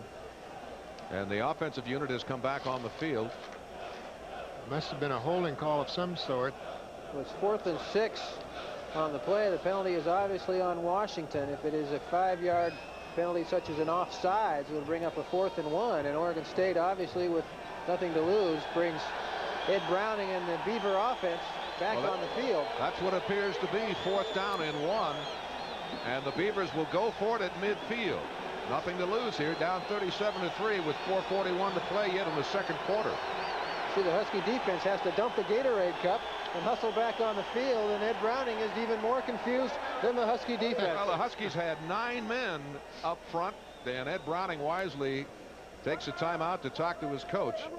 The Huskies probably didn't know what they were doing on defense, so they lined up in something that they didn't know what they were doing, and Ed Browning didn't recognize it either. Looked pretty good. Tuesday's your night for Big Sky football excitement. This Tuesday, a Big Sky football doubleheader starting at 6. Boise State takes on Weber State, followed by the Montana Grizzlies as they meet the Idaho Vandals. Catch it all here Tuesday night on Prime Sports Northwest. You mentioned Boise State Broncos. Skip Hall, your former Washington assistant, who was the recruiter in the state of Oregon. He plucked everyone out of the state that Washington wanted for several years and has had a tremendous 3 or 4 years with Jim Zorn and several other named people in Idaho, my hometown. One of his other assistant coaches over at Boise State, Scott Pallure, former Cougar linebacker and older brother of Husky quarterback and NFL quarterback Steve Pallure. Here we go, 4th down and a yard for the Beavers at their 46-yard line. I think there's some confusion. It looks like Browning is shaking off whatever he called. Now here's the pitch back to Paulson. First down at the 50, into Husky territory at the 30, and out of bounds at the 25-yard line. An outstanding execution on the play. Dana Hall finally makes the tackle for Washington, but Paulson moves deep into Washington territory. Nice play right from the inception. Ed Browning didn't make the switch at the line of scrimmage. You saw him actually waving off the play, starting over. It's the triple option. Good fake up the middle, pitch just at the right time. And now watch Chad Paulson get going. He's a big, long striding kid, and he's got a ton of power. That 26-yard gainer doubles the net rushing yardage for Oregon State today. See, no run support from the Husky cornerbacks. Dana Hall has to come all the way across the field from his corner position on the other side. Walter Bailey following the receiver all the way downfield. First down for the Beavers. This is Morton, the fullback, and looks like he might have lost a yard. That Husky defense takes very seriously their #1 ranking against the run. #1 in pass efficiency defense, #1 total defense, #1 against the rush, #1 in turnover margin. Huskies have allowed only 6 rushing touchdowns on the year. So even though they're ahead by 34 points, don't for a minute think that Husky defense is going to let up. They play for statistics too at this point. Second down and 10. Kenyon Branscombe goes to the top of your screen.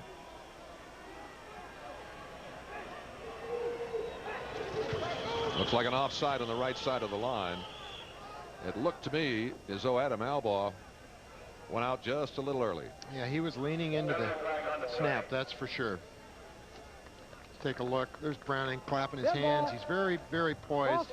There's all the things we were talking about just a moment. This incredibly dominating Husky defense. And Jerry Pettibone told me that this is the best defense he's seen since the 1973 Oklahoma defense. And you remember the Selman brothers in that ball club.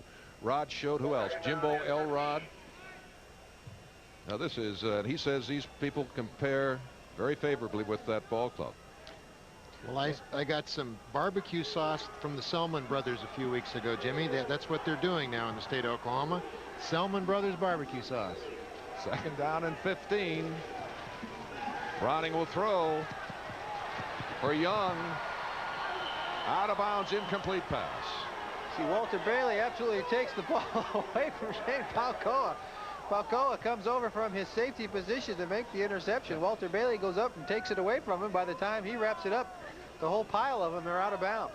Well, Bailey's at Jefferson High School, is that correct? In Portland player. Benson Tech. You see Shane Palcoa's got 2 hands on it and would undoubtedly come down in bounds, but it ends up in the arms of Walter Bailey, and Palcoa and Bailey both land outside the boundary. Bailey As we look at Sean Pauakoa, Bailey, we're talking about here in Oregon, was also a two-time state long jump champion, a good athlete.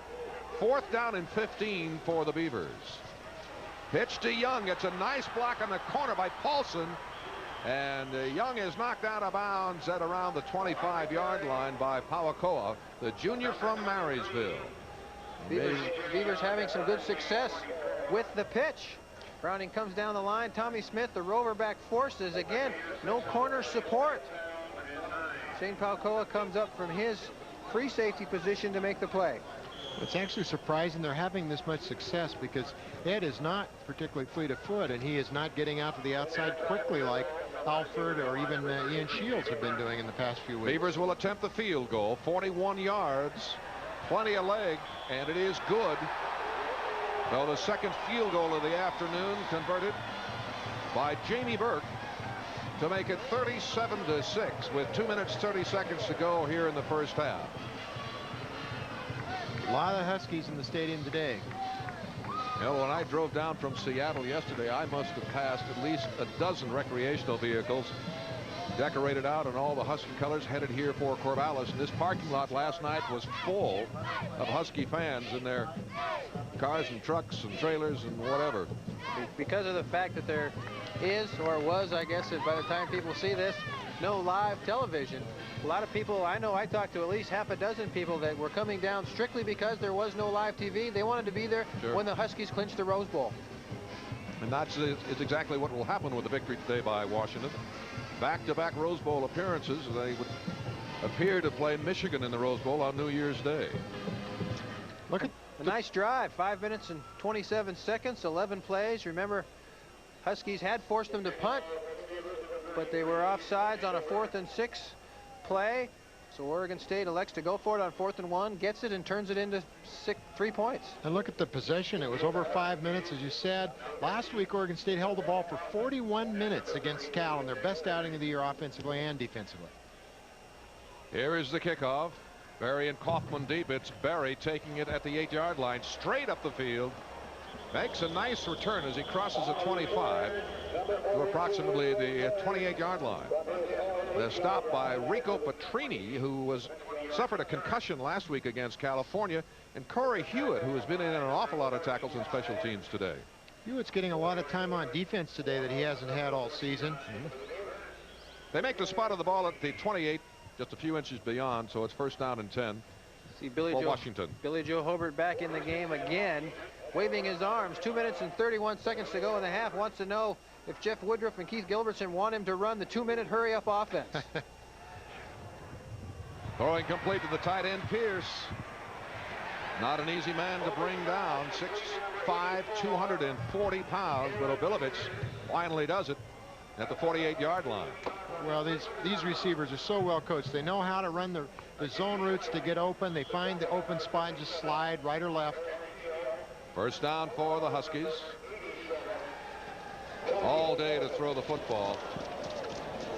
And it is caught by McKay, and he's wrapped pretty hard by Brent Huff, who's really done some sticking today. Dennis Edwards also on the tackle. You do see the Huskies with the no-huddle, 2-minute hurry-up, whatever you want to call it, offense. Not so much to score points or rub it into anybody here before the half, but they want the work. And now we have a timeout called with 2 minutes and 10 seconds to go. We had a look, Chuck, a moment ago at Aaron Pierce. Didn't he play last year with a broken wrist? He had a broken wrist most of last year. As an outstanding athlete, was one of the top 1 or 2 high school decathlon athletes in the country in high school. 6'5", 240, 4'6", 40 kind of guy. A perfect prototypical professional type tight end. Has really become more of a part of this Husky offense in the last 3 or 4 weeks. The Cal game, he had 4 catches. He has 19 coming into today. There he is, number 84. The big guy, as we told you, 6'5", 240 pounds.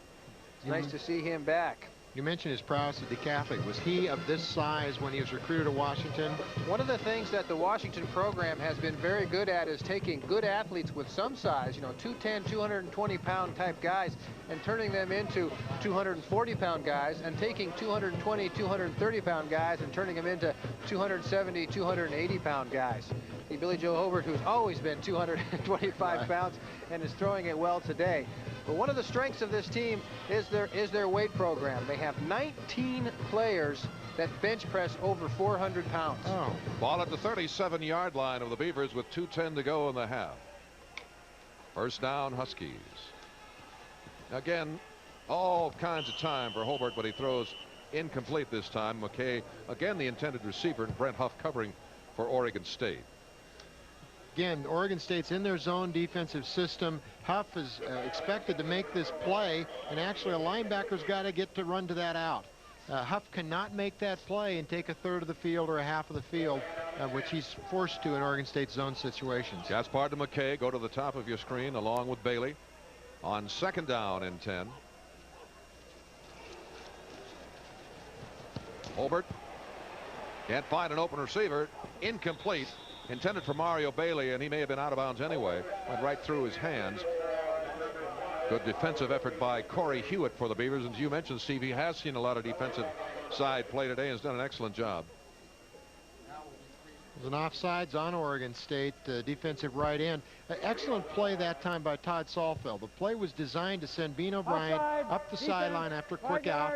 Saulfeld did what a linebacker is supposed to do. He was in a position coming from the outside over the top to knock Bryant out of bounds when Bryant made his turn up the field. Just his path to the ball was in a position to force Bryant out of bounds. It's second down and 5 for the Huskies. Trying to reach the end zone before the end of the first half. Oh, no. Going deep to the end zone, wide. Oh, what a great play. Outstanding play by freshman Michael Hale. Looked like an NFL player on that one. Michael Hale leaping to swat it away.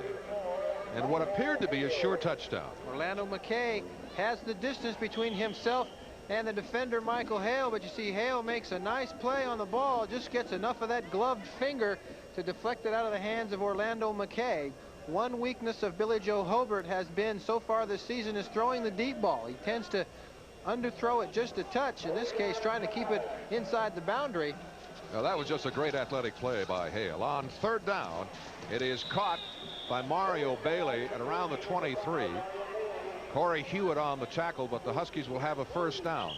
A minute 46 to go here in the first half.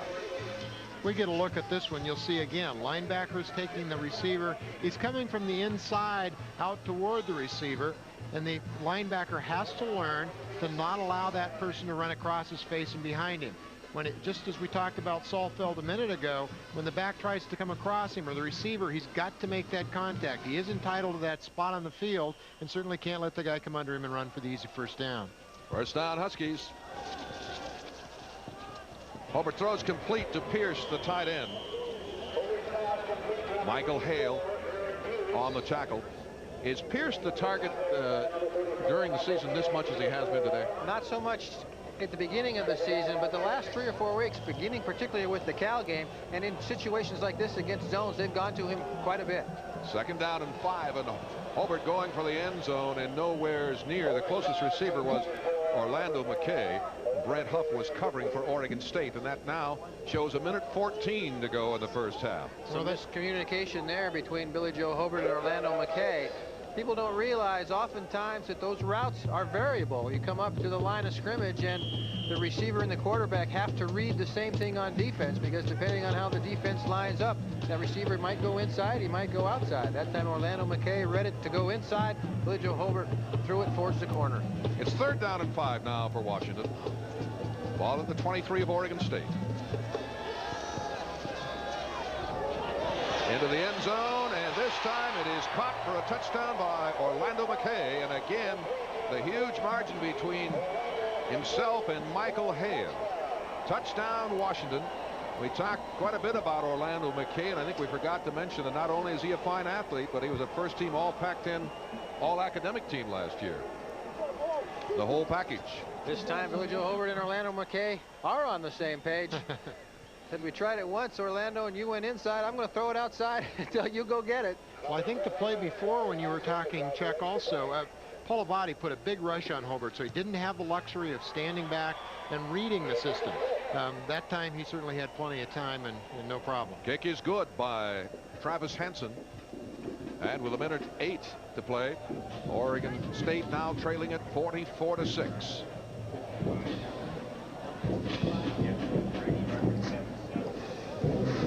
We'll take another look at that touchdown pass complete to McKay. Man-to-man coverage, as you can see. In fact, it's a man under zone. They've actually got safeties deep, and in that situation, the corner has just got to climb all over him. He does have, in that case, Dennis Edwards, number one, to help him out deep, and particularly to help him out inside. So he's simply got to be all over him, playing hard to the inside with his body, but looking to run to the outside quickly where there's no help out there. 5th touchdown of the year for Orlando McKay.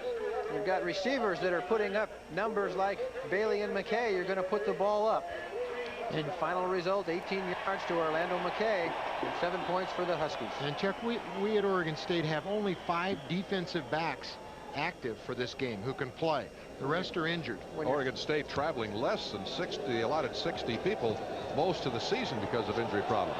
Branscombe slips down right at the goal line. His feet are in the end zone, but the first contact is made by his knees outside of the end zone. So Oregon State, as if they didn't have enough things to worry about, backed up deep in their own end, and with this aggressive Husky defense, could be another safety situation. You can see right here, boom, that right backside hits outside of the end zone. And in college football, once you hit the ground, you can't get up and go. The ball is just a football's length from the end zone. And with 3 timeouts, the Huskies are in a position to get the ball back quickly if they don't get a safety out of this. You don't often see the visitor exhorting the crowd. Well, that's exactly what the Huskies are doing. There are a huge number of Husky fans down here for this one. Browning trying to ram it out for a little room and gets maybe a yard. Clock is running down to 55 seconds to go in the first half. Oregon State's coaches were positive that you could not block those 3 guys up in front man on man. And the defense the Huskies are playing now in this situation, they've basically got 10 or 11 people up there, so everybody's man on man. Clock continues to roll. 37 seconds to go in the half, and it's 2nd down for the Beavers and 2nd and 9. Looked like he dropped the football. With the clock running backed up in your own end like this, trailing by 38 points, you probably are just going to try to get out of the half. Just make sure you handle the snap. Tuck your helmet right between the 5 and the 0 on Tom Nordquist, and make sure you're not in the end zone. Well, I think this is very typical of Don James. There have been no timeouts called. You mentioned earlier they wanted to work on the 2-minute offense, but Don James has never been the kind of coach who'd rub it in. They could have called timeouts here, and he wouldn't do that. Well, that'll do it. That's all for the first half of play in Corvallis. And at the intermission, the Huskies 44, the Beavers 6.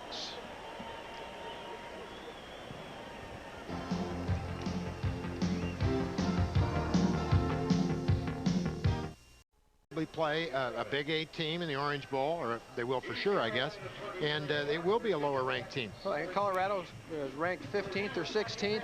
Obviously, we do not know the results at the time that people are watching this. We don't know what happened on Saturday in terms of the Colorado, I believe, played Kansas and Nebraska games, so we don't know exactly how those are going to stand. But you've got a number 10 or a number 15 ranked opponent for the number 1 ranked Miami Hurricanes. You hope that the Huskies can beat a higher ranked team and look better doing it.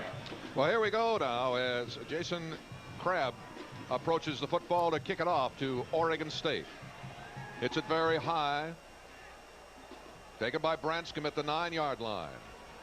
And Branscombe comes across the 20 and is gang tackled in the 21, led by Hillary Butler. Imagine having an inside linebacker that runs a 4.5 40. A track man with that great size. You've got a lot of guys that can run. Hillary Butler just one of them. 6'2", 225. Can cover a lot of ground. Well, the Huskies are so talented that they rotate 9 of the 22 starting spots. First down and 10, Oregon State. The ball just shy of the 22-yard line in Beaver territory. Maurice Wilson set to the top of your screen. Branscombe to the bottom. Paulson on the wing. This is Young in motion. And it's the fullback straight ahead. And Morton gets about 3 yards. Morton has been very effective. He's only a freshman, remember. And a true freshman at that. Again, one of 4 true freshmen that actually gets playing time when you consider the 2 quarterbacks, Cedric Thomas and Mark Alford. A lot of youth, a lot of skill position youth for Oregon State. Oregon State has started 12 freshmen along the way this year. 2nd down and 8 as Morton got 2 on the last carry. The ball at the 24-yard line of the Beavers. This time they come back up in the wishbone, which they run about 80% of the time. Looked like the Beavers were offside on the left side of the line. Looked like Christian Miller jumped. In any event, it indeed is a penalty, and it will go against Oregon State. We mentioned the youth, Jimmy. At one point in this season, here we hear the official. False start, illegal procedure. Repeat 2nd down. Mentioned the youth of this team. I believe it was Washington State, where Oregon State started 3 true freshmen in a backfield. Yep. I don't believe that's ever been done in the NCAA in this division. Penalty against Oregon State. And by the way, Oregon State is the least penalized team in the Pac-10. 2nd down and 12 for the Beavers.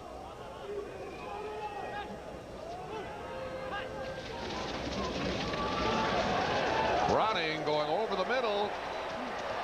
Incomplete. An outstanding effort by Paulson. That's a very, very difficult ball to catch. Knocked away by Pacoa. Well, he was open. That's the pattern that Oregon State's had some success with this season. In fact, last week twice, Oregon State ran this same pattern, ran the halfback right by the linebacker up the sideline. Player was wide open last week twice, and here certainly he's open and there for the catch if the ball's placed where it should be. Ed Browning is an excellent passer. He came to Oregon State as a passing quarterback. Hasn't thrown that well this year. In the few chances he's had, Oregon State just doesn't work on it. Browning throwing for 39, the Redder 33% on 13 of 39 coming into the game today. 3rd down and long for the Beavers. 3rd and 12. Browning on the option, hits the top of a Husky helmet. I think it was Fraley, and bounds out of bounds. So it'll be 4th down and 12 for Oregon State, and they'll punt it away. Well, good pressure by Fraley and Smith. Beaver quarterbacks don't want to get in a foot race, and they did there. Hard to turn the corner on these Husky defenders. They're so far upfield that either forced to pitch it early, and if you do try to outrun them, you're probably going to lose. Well, little frightening when the linebackers defensively are quicker than the offensive backs. Oh, and especially when they're running sideways and the quarterback's running straight ahead. Kaufman is back. Colas will punt from his 5. Looks like we're set up for the block again by the alignment. Nope. Now they drop out of it, and Colas gets it away. A low punt. A tough one to handle, and Kaufman wisely will step away from it and let it roll dead on about the 34-yard line. Oh, a fumble is ruled. They say that Napoleon Kaufman did touch the ball on one of those early bounces. Well, that's the danger of that type of punt, particularly in weather that we've had today. The field is very, very wet. It has rained most of the day, although not heavily, but it certainly accumulated on the field. He was awfully close to it. You can see the punt hits the ground well in front of him. He makes an action at it right in here, but you certainly don't see him touch it anywhere. The officials, however, see it differently, but you've got to think that if Napoleon Kaufman touched that ball, he's certainly going to make a play to try to pick it up. Oh, absolutely. And the play was called by the official behind Kaufman as opposed to the one looking directly at him. It's time for overruling when you can see it as clearly as I believe the back judge was able to see that. The ball at the 34-yard line, 1st down and 10 for Oregon State. And again, movement on the front line, then an offside flag thrown. The offsides, I believe, is going to be called on James Jones, who was Oregon State's starting fullback at the start of the year, now playing tight end. And the coaching staff here is very excited about the potential for Jones at that tight end position. As in any program, one of the major goals is to get your best players on the field, and if you've got an abundance of people at a certain position, you try to move them around and find a place where you can get the guys on the field that can get it done. That's the 5th penalty against Oregon State today, and that's well over their average. 1st down and 15 for the Beavers at the 39-yard line of Washington. Branscombe set to the bottom of your screen. Browning slips as he tried to turn it up, and will take a loss to the 40-yard line. Led had the right idea there. That was the play. His read key came shooting across the line of scrimmage. He had to cut up, and he actually has a hole. Take a look at this. There's his read key is coming across for the pitch, and there Ed has got to make that little seam, get behind the block of Jason Downs, who was set up to take the pursuit coming from the inside. There was a play there without the slip. Maurice Wilson jogging out to the bottom of your screen. He'll set wide to the near side on 2nd down and 15. Browning will throw. Needs a little more time. Is not going to get it. It's like trying to block a charge of buffaloes when you try to block these guys, and that is All-America Steve Empman coming up with the stop. Co-Defensive Player of the Year last year in the conference. Well, what's amazing is that these players can turn around at Washington, can turn around and run upfield and actually get 6 people back covering that pass at least as deep as the receivers were after a play pass. It should be holding them, and they're lining up 2 or 3 yards from the line of scrimmage. There was absolutely nobody open in that situation because of the speed that Washington has. Now it's 3rd down and 21 at the 45 of Washington. The pitch just a little bit behind Young, and he's strung out and knocked out of bounds at about the 49, so a further loss for the Beavers. This keeps up. Oregon State's going to be back to negative yardage here again. Option offense is such a timing offense that when the running back is forced to make an adjustment to the pitch, it's tough in any situation. But when you're playing a team with the speed that this Washington defense has, it's even more of a handicap. Kaufman is the return man for Washington, standing along the 10. Colas at the 36. Will punt. Very short punt, very short indeed, landing on the 24-yard line, and they let it roll this time. It's going to work out very well for Oregon State. Still going, and progress of the football down to almost the 3-yard line. So that one worked out very well, and what started out as a very poor punt by Colas will go down in the books as a 46-yard effort. You mentioned the timing. I'd also stress that Oregon State has had 4 different quarterbacks this year with varying speeds, and for these halfbacks to try to work with the variation between those quarterback speeds and how they relate to the quarterback. We've had quarterbacks get set to pitch and find out that the halfback's 8 yards away, looked more like a forward pass. Then the quick quarterbacks came in and the back was behind him. Wonder how many of those quarterbacks will be playing that position next year. Not many, I don't believe. This is Barry. Comes to the 2. Hulavati makes the tackle, and that's the first time we've called his number today. He has had 3 very aggressive, solid weeks in a row, but against this size that Washington has, he's not been able to get into the backfield much. He actually had 7 hurries 2 weeks ago in one game, and a couple of tackles for losses, 3 sacks in 2 weeks, but size is incredible. 2nd down and 10. Barry looking for a room to run. There is none. Maybe a yard, and that's all for Jay Barry. Number 3 tailback last year, backing up Bean O'Brien. The stop by Thomas Bookman. 3rd down and 10 for Washington. Let's make it 3rd down and 9. You mentioned the size difference. Oregon State uses a lot of tricks in the defensive line to try to combat the size. They're always at a deficit in size, offensive line to Oregon State's defensive line. Huskies with the I formation now. Barry down the sideline for the 1st down. Washington so able on 3rd down. As we mentioned earlier, the Huskies convert successfully 50% of the time. That is really something. It's a tremendous advantage even when you're in a 3rd down situation, you feel comfortable that you're going to pick up the yardage, as Jay Barry does here. Especially when you contrast that with the Husky defense. They're only allowing 28% 3rd down conversion. Right. So when you've got a 22% differential between your offense and your defense, or your offense and the other team's offense, you're going to take advantage of it. You're going to put points on the board. 1st down and 10 for the Huskies. Barry wrapped up immediately. DeSully in on the play, made excellent penetration, grabbed him in, spun him down. Chad Naselli, just a sophomore, had a fine freshman season, played well this year, albeit with some injuries. 6'2", 241-pound sophomore. Talking about the proficiency in the third down area. The Huskies have had 5 opportunities today. They're 5 for 5. They're going to up that 50% average very soon. A lot of backup players in there on that Husky offensive line. Even at that, they're averaging about 280 pounds a man. Second down and 11 for Washington. Brunell throws to Barry, has a convoy, has the first down, and Barry comes to the 35-yard line. We did see a flag dropped in the backfield just as the screen was taking shape. Probably a holding. Yes, it is a holding. Break for Oregon State negates about a 25-yard gain, actually about a 22-yard gain. The Huskies have had a little problem with some penalties, particularly in the second half. Last week wasn't quite so bad, but the 3 games previous to that, they'd been in double figures in total penalties each of those last 3 games, and often on big plays like this. It wasn't just an offside penalty where they'd move it back 5 yards, but you'd have a 15, 20-yard gain and then have a 5-yard penalty going backwards. So effectively 20, 25-yard penalties.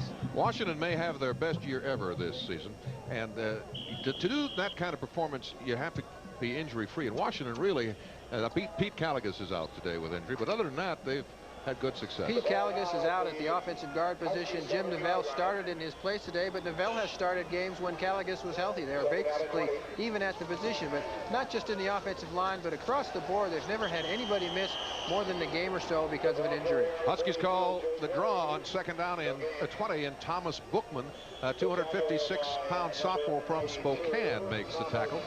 He had an arthroscopic surgery procedure the 1st of October, and he's finally back now at full strength. And example on the other side of the ball, Oregon State has had injury after injury. There's one right now on the field. I can't see the number right now, but Oregon State has played Chad Naselli, their starting defensive end, has been in and out all season. Knee problems. Chad is someone who they were counting on to start all year and has been replaced probably half to third of the time so far. Lots of changes along that Oregon State front on the defensive side of the ball, on the offensive side of the ball. In fact, every place but at running back. Injuries include Zach Davis. He had a tremendous game last week against California. He is out with a knee injury today. The best offensive lineman, Fletcher Keister, is out for the season with mononucleosis. Enrico Petrini suffered a concussion, although I did see him in the ball game in the first half, but he was not scheduled to play today. And of course the quarterback situation, sure. Ian Shields obviously, and Mark Alford, who was on his way to a fairly decent season as a true freshman quarterback. Damon Barry is split to the bottom of your screen. Brunell, the quarterback, to throw from the end zone. Lost it deep. Incomplete. And that was Damon Barry, the freshman from North Glen, Colorado, a high school All-America.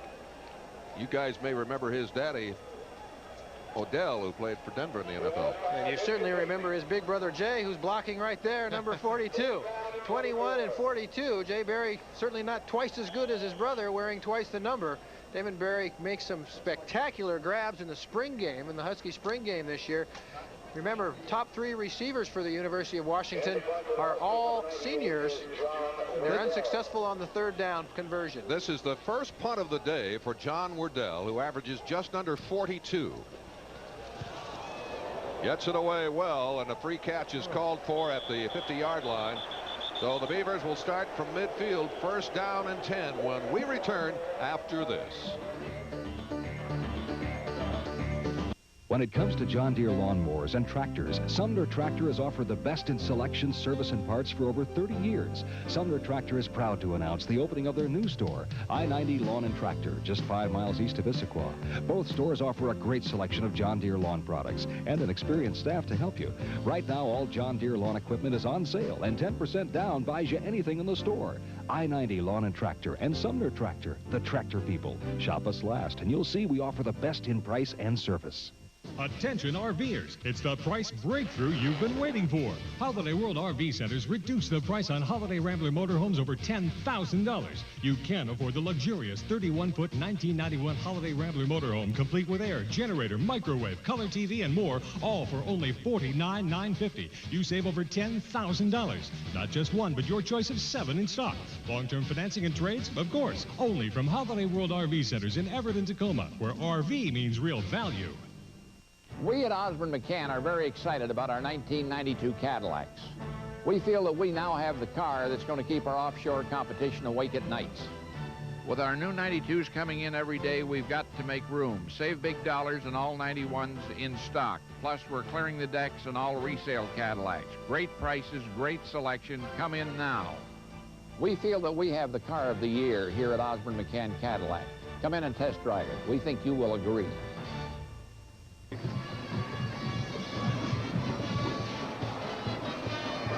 We are back. First down and 10 for Oregon State, just across midfield in Washington territory. Browning on the pitch to Paulson. Nice effort by Paulson. Gets about 5 on the carry. Not a lot of room for Beaver running backs to explode today. Chad Paulson came from the defensive side of the ball to play offense this year. In a full house, basically. They're wishbone with 2 tight ends.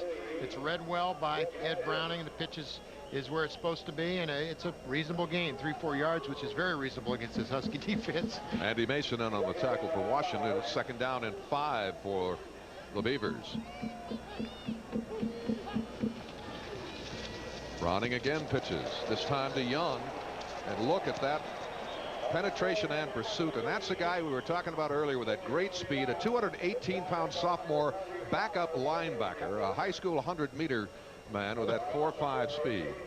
That's really frightening. You get a look here. His assignment is to cut out and cover the pitch man. J.J. Young is not going to turn the corner on Hillary Butler. You have 2 guys outside forcing the play wide. You get in a foot race with those linebackers for Washington, you're going to lose. Now remember, this is a lot of backups in there as well for this Husky defense. But they take a lot of pride in as well in their play and those statistics. Those #1 guys, don't let them forget it when they give up some first downs or a touchdown. They're down and 12 for Oregon State. The fullback Morton has some daylight, gets to the 40-yard line, and Jones bangs him down at the 37. That's Lewis Jones and not Donald Jones. Lewis Jones, a free safety. He's a redshirt freshman from Los Angeles. Well, just the very first stage of the triple option. It's wide open. The read is correct. Morton downfield. Don't stop there. Keep flying. See Donald Jones, the defensive end, got upfield. Play came underneath him, and Chris Morton, not used to seeing that much open field today. He wasn't act. That was last week that Morton had a 42-yard touchdown called back on a highly questionable call by the official. Paulson gets to about the 36-yard line where he runs into the arms of Clifford, James Clifford, who was a great baseball player, drafted in high school by the Mariners. He's also not a bad football player. Led the Pac-10 in tackles during the 1989 season. Hurt his knee in training camp last year, missed the entire year last year, came back as a backup, has healed up incredibly well, has seen increasing playing time, and has really found his way back, has been very active and a very much a contributor to that Husky defense, backing up Dave Hoffman. Does that tell you something about the Husky defense? Backup linebackers Butler and Clifford could play on most teams in this league. #1, fumble. Washington has it at the 45-yard line. Not a whole lot of black shirts in that pile. A wet, slippery day, and the ball gets away. Well, this offense certainly gives the opportunity for fumbles, and when it's an inclement day, it really is a tough problem. Oregon State started out the season with an 8-fumble day in game 1, and take a look there. The pitch wasn't that bad that he couldn't have handled it. It's just tough to handle the wet ball. Well, that's the guy we were talking about a moment ago, Clifford, who comes up with a loose football for Washington. 6:07 to go in the third quarter. Huskies on top 44-6, and they start first down and 10 on their own 46-yard line. Behind Mark Brunell, quarterback. Kaufman shakes off one tackle and comes to the 45-yard line, about a yard shy of a first down. One thing you'll notice about Napoleon Kaufman is he's incredibly fast, he's incredibly shifty, but he's a very good runner inside. He's only 170 pounds, but got a ton of weight below the waist, and he is very, very strong. You can see here he's got people hanging on him, keeps his legs driving, keeps moving forward. He's one of those guys that is only 170, but is very effective running inside. Ran right out of the arms of Pulavati that time. 2nd down and a yard for the Huskies. And Darius Turner is smacked behind the line of scrimmage. Brannon in on the play for Oregon State. Big play by Brannon, held down by Pulavati. Nice hit right there by Pulavati. Makes the initial contact. Talked about the value of penetration and getting upfield for that Husky defense. Obviously, the same thing holds true for any defense. Pulavati made a nice play there. Gets into Darius Turner before he can make the cutback move. 3rd down and 2 for Washington. Brunell, pursued by Brannon, will run for the first down now. Head to the sideline. Decides he's got a little more room, so picks up another couple of yards and gets into neutral territory. William Ephraim chasing him, but a first down for Washington on the run by Mark Brunell. Here, a nice reaction from the Husky fans. This is Mark Brunell running the ball, something Husky fans love to see. Watch 85 right here. Boom! Mark Bruner just lays the leather. Brunell, of course, a starter last year and then suffered that injury, his right knee, and had to sit out most of the spring and start behind Billy Joe Hobert. And Hobert has performed, and Brunell, the MVP of the Rose Bowl, now number 2 quarterback for the Huskies. Kaufman makes a fine adjustment and picks up another first down, it would appear. The tackle by Ricky Pfizer for Oregon State. 4:43 to go in his 3rd quarter. The Huskies driving for another touchdown with mostly backup players on the field. Well, next year, Washington has an interesting situation, Jimmy. Brunell's back, Hobart's back. What happens then, Jeff? Yeah. Well, you've got a guy who's already led your team to a Rose Bowl last year, and Mark Brunell. Billy Joe Hobert this year has led the team to a thus far undefeated season and a Rose Bowl berth, assuming they can cling to this 44-6 lead and clinch the Pac-10 title. But probably what you're going to see is Mark Brunell is going to remain the backup. Billy Joe Hobert will remain the starter. You know, what have you done for me lately? You stick with the guy that's still been playing. Also, you have to consider the personalities of the players involved. Mark Brunell is a very, very much a team-oriented player, one of the greatest guys you'll ever meet. Billy Joe Hobert is a great guy and a team player, but he's also very, very competitive. Mark Brunell has adjusted very well to the backup role. Billy Joe Hobert has seen the field, has seen some quality time. It might not be as easy an adjustment for him to be the backup. Kaufman, the ball carrier, comes just shy of the 20-yard line where he's met by Eric Hale. Clock is running, 4:13 to go in the 3rd quarter. And the Huskies will face 2nd down. Called Eric Hale's name a lot today. He's been on a lot of tackles. Again, another young player, freshman. 2nd down and 9 for Washington.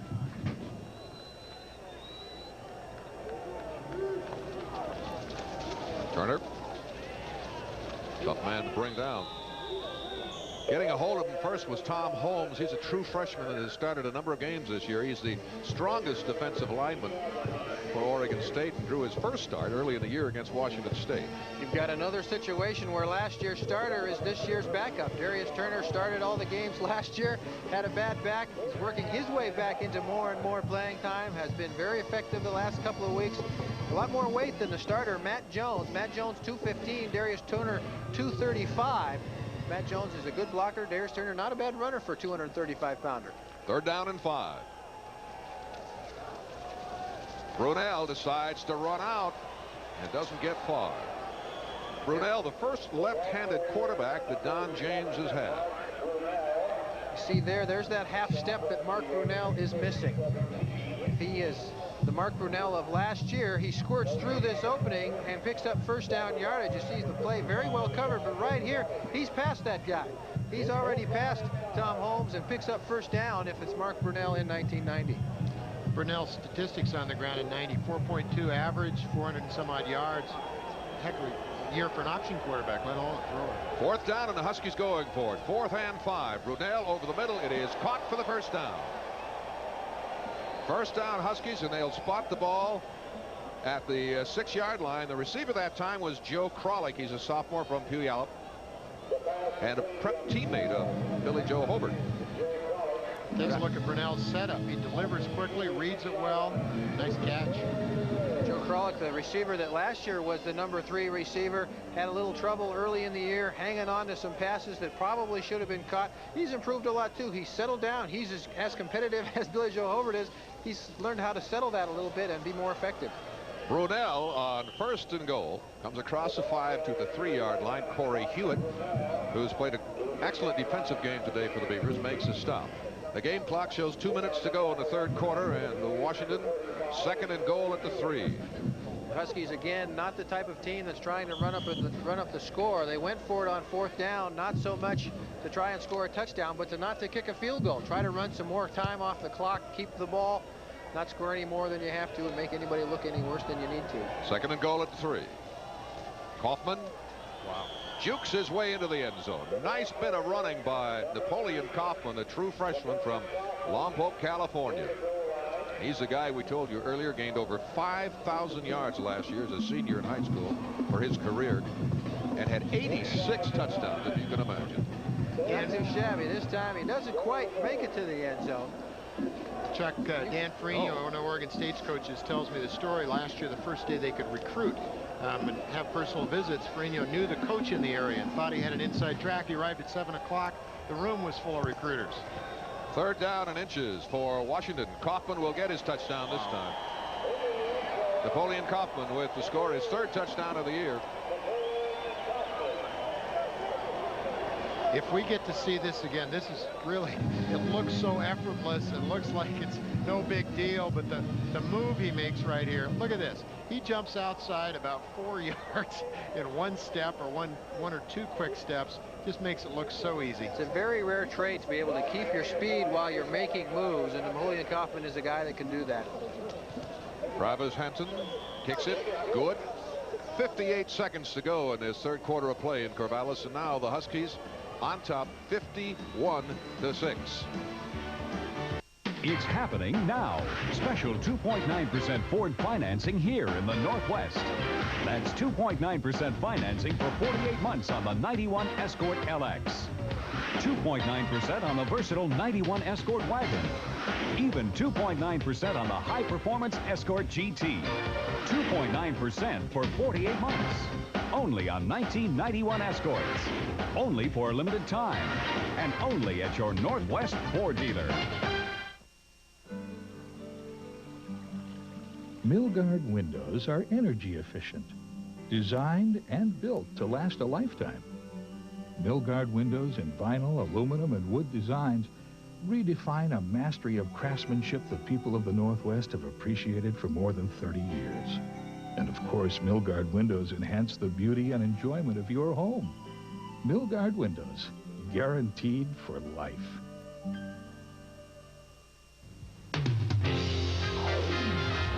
This season, the ball's in our court.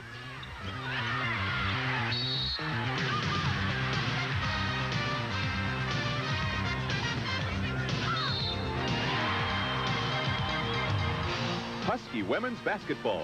The only way to see the whole show is to be there. The Washington women tip off this season against some of the best schools in the country. Call 543-2200 for season tickets and information.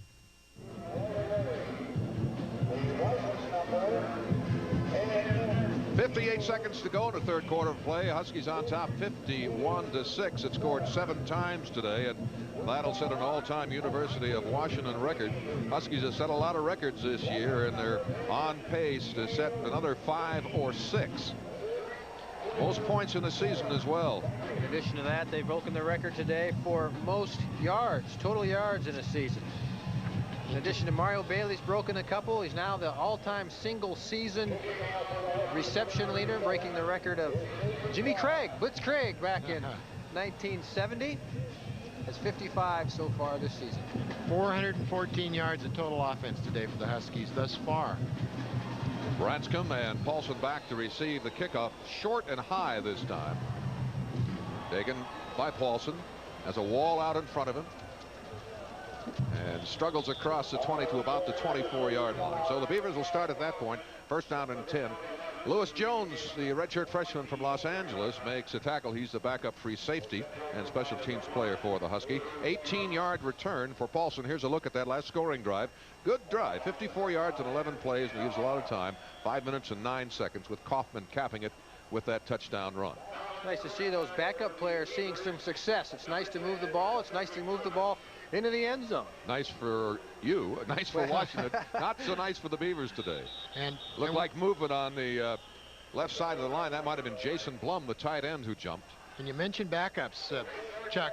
Cedric Thomas, the true freshman quarterback who has seen some experience. He's got great talent, great athletic talent, and he's a load to bring down, is now in at quarterback. Great option runner. Cedric Thompson, Thomas rather, a true freshman. Good speed for a running back. Not so good for this system at quarterback at 4.65. He's got some real nifty moves, and he is a load. He had some dazzling performances during the fall practice. I understand his problem is not so much making moves, it's taking the ball with him when he makes them. You got it. First down and 15 for the Beavers at their 19-yard line.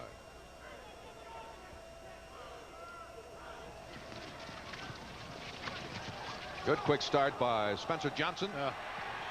Off the ball. And the Huskies have it back. Hit by James Clifford to jar that ball loose. And it's Washington football. Jamal Fontaine with the recovery. See a straight dive play by the Beavers. The ball comes out earlier. Clifford gets a hand on it. Not many people know it's out, but Jamal Fontaine certainly does. Now that is the 7th fumble today for Oregon State. They've lost 2. Earlier in this season, Oregon State fumbled 10 times, and that was against Stanford. You're facing a defense that has created 33 turnovers on the year. Certainly a bad combination. First down for Washington. And on that 10 fumble day, that was Cedric's other day of playing a lot of football. He fumbled the first 2 times he got in the game. Then he actually performed pretty well. Came back and didn't look bad, but the first 2 go against you. You got a long ways to go. Got a lot of convincing of people that their first impression has to leave. Second down and 9 for the Huskies at the 24-yard line of the Beavers. Toss to Barry. Cuts it back. And gets to the 5-yard line. Taken down by Hale and Ephraim. 3 seconds to go in this quarter with Washington on top 51-6 and threatening again. And you see a good burst here on the cutback. It's all Barry's running, Barry's intuition. And he does show good speed. Again, that's Oregon State's fastest player, William Ephraim, and he's certainly just about to turn the corner on Ephraim. 53 yards gained today by Barry. That's more than Bino Bryant, who has 48. Pretty close on the year. 6'10" for Barry, 7'68" for Bryant coming into today. So they both see it a lot. Touchdown Huskies. Little trouble for Darius Turner as he rambles into the end zone, and the Huskies will put 6 more on the board. Huskies have had some big victories today. 56, rather this season, 56-3 over Kansas State, 54-0 over Arizona.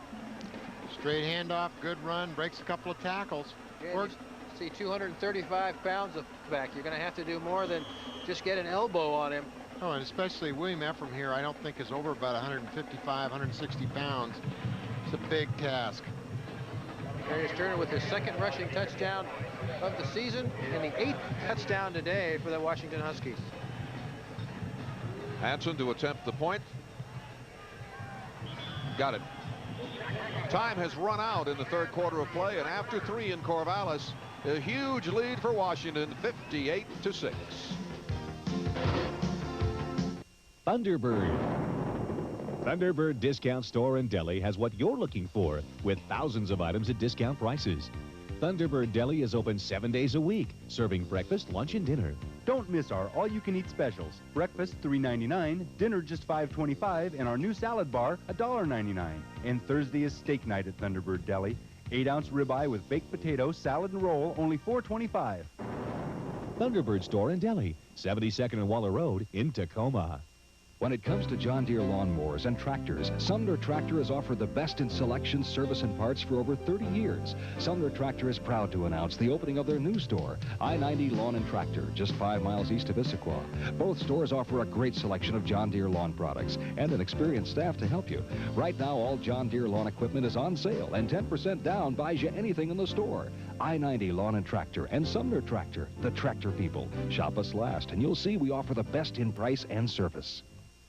Whether you drive a big car, a little car, domestic, import, truck, van, or RV, there's a powerful Titan battery to get you where you're going.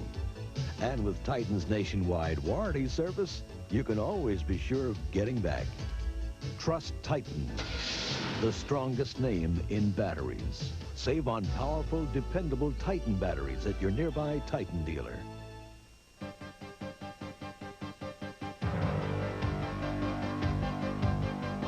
You're watching the Oregon State Beavers on Prime Sports Northwest, home of the Pac-10. Welcome back, everybody, to Parker Stadium in Corvallis. We begin the fourth quarter with the Huskies leading the Beavers 58-6, and Washington kicking off to Oregon State.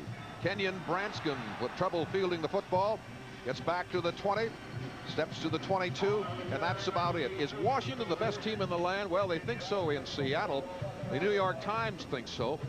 You get to the East Coast, and they kind of favor Florida State. After today, Miami will be number one. What do you think? Is Washington the best? Well, coming in today, Washington was receiving more first-place votes than Miami was, but undoubtedly Miami, number 3 or number 2, defeating number 1, will move up. A lot of people do think Washington is. If you look at their statistics, they're certainly statistically a better team than Miami is, and have played a much more difficult schedule. Up until today, Miami's big game was against Penn State in Miami or against Houston, who has turned out to be an absolutely terrible football team. Miller on first down gets a couple of feet, and that is about all. You take a look here, we're comparing the number 2 ranked Washington Huskies and the number 1 ranked after this week Miami Hurricanes. You play a tough team every week if you're a Pac-10 team, and if you're Miami, you can kind of pick your spots. You see, they've played some decent teams. There's some decent schools who have historically been tough teams, but Arkansas, Houston, Penn State has been tough at home and occasionally on the road, but if you're going to play week in, week out, Washington plays a much more difficult schedule. Second down and 10. The pitch back to Barry to the 25, to the 30. A nice bit of running by Barry for the first down, stopped by the free safety Lewis Jones. Jason Barry, who averaged over 7 yards per carry in high school with 4.5 speed. Well, Jason's had a very good season with limited playing time this year. That was an excellent job on the option by Cedric Thomas. Take a look at this. He reads the key, he gets the pitch out, and watch Jason turn it on. He does have good speed. 2 or 3 great runs last week, and again, gets his shoulders squared up and heads up the field. Third down and a yard, so it is short of the first down. They mark it back at the 31-yard line. And there is the first down as Spencer Johnson bangs ahead. I wanted to make a point, Jimmy, about your question earlier that Chuck so well answered about how good is this team? Are they truly number 1? I personally feel the Washington's the best team in the country because they play defense, but voting people typically see it the other way. They're offensive people. They vote for touchdowns, and a team that's built on defense, even if they got the 5th best offense in the country, if defense is their emphasis, it isn't as exciting as that pass offense of Miami. So you lose votes that way, and it's too bad because the Dogs are the number 1 team in the country as far as offensively. Washington with 473 yards gained per game. That's 5th best in the nation. They're 15th in the nation in rushing, and in points scored at 38.66, and that'll rise today. This is Rajon Miller, another freshman, to about the 36-yard line. Hillary Butler makes a stop. Oregon State with that last first down, their 4th of the game. Washington with 26 first downs today. Also established a new single-season records for first down in a season today. Second down and 7. All of this lending to the argument that this is the best team Washington has ever fielded. Now, there have been some dandies in the past. And Barry hit and dropped at the 35 for a loss. by William Doctor. He was a part-time starter the last 3 years, and he's a backup corner this year. He's another that has great speed at 4.5. It just never ends, does it? They just keep coming. William Doctor is a 3-year letterman. Has been a half starter, half backup that whole time. One of those players that you need to have. You had to have some depth, particularly in the defensive backfield, because as part of your regular game plan, you're going to be playing 5 or 6 defensive backs. William Doctor has been very valuable for this Husky defense. 3rd down and 8 for the Beavers. Thomas on the option will keep it, has some room, and Thomas should have the first down. Lewis Jones, a backup free safety, has been very effective in this second half and played well, and he makes that tackle. Well, Cedric sure looks better reading the option than he has in weeks past. He's had a tendency to tuck the ball real quick and go downfield. There, he read it. Nice play. It does look like he's got the first down. He does. Indeed he does. First down and 10 at the 43-yard line of Oregon State. He's got a good arm, too. He may go up top with something. Wilson is split to the bottom of your screen. Well, the Beavers go straight ahead and they lose the football, and Washington has recovered. And I believe that is the 8th fumble today for Oregon State. My, oh my. Number 1 defense versus the turnover margin. The Huskies averaging over 2 turnovers plus per game. They've given it up a couple of times, but they've certainly got it back more often than that.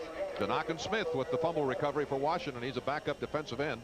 Basically what we have here is Oregon State playing against the second unit for Washington. First down and 10 Washington at the 43-yard line of Oregon State.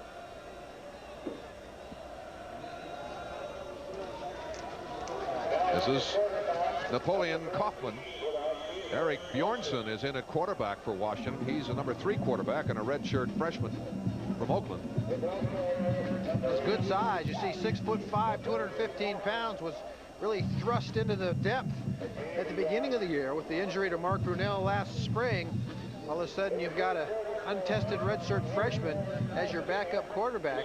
When I was playing for the Minnesota Vikings, Mike Lynn, the general manager, said that the most important player on any football team is the number 1 quarterback. The second most important player is the number 2 quarterback, and the third most important player is your number 3 quarterback. And Eric Bjornsson is a very solid number 3 quarterback. On 2nd down and 8, Kaufman runs out of a trap and is denied the line of scrimmage. Well played by Doug Lewis. And Doug Lewis wasn't expected to play. He has an Achilles problem, but he's out there. Chuck, I always thought the ideal position to play in the NFL was that 3rd quarterback. You get those clipboard injuries. That's right. And you're getting paid like a quarterback to act like a secretary. Yeah. Signal plays in. 3rd down and 9 for the Huskies. Joe Kralik goes to the top of your screen. Hairston to the bottom. Bjornsson will throw all kinds of time and throws it short, but with fine pressure put on. We talked about the ability to stay injury-free at Washington. There's an injury again to Oregon State. Since every time we start to talk about this, we find one on the field. Oregon State with only 5 defensive backs can't play the nickel, can't play the dime, so they end up hanging off. It really hurts the opportunities that Oregon State has to really play a diversified defense. Washington, whoever they're playing, knows what kind of pass defense they're in every single play because they just don't have the personnel to do it otherwise. An injury on the field for the Beavers, and I believe that's Hale. Yes, it is. Well, it makes it so tough to put any pressure on the quarterback because you have to play zone all the time. If you're going to play zone, you got to leave enough guys back there to cover all the zones, so you can't send any more people. And pressure on the quarterback is what football in the 1990s is all about. The running game, you've got to make that, you got to stuff them before they have a chance to make moves. The passing game, you have to force that quarterback to make quick decisions, make quick throws. So if you're not putting pressure on the quarterback, it makes it hard to play effective defense. A moment ago, you saw Eric Hale being assisted from the field, so another injury stacked up for the Beavers. 4th down and 9, and the Huskies will punt it away. Maurice Wilson, the return man, standing at the 20-yard line.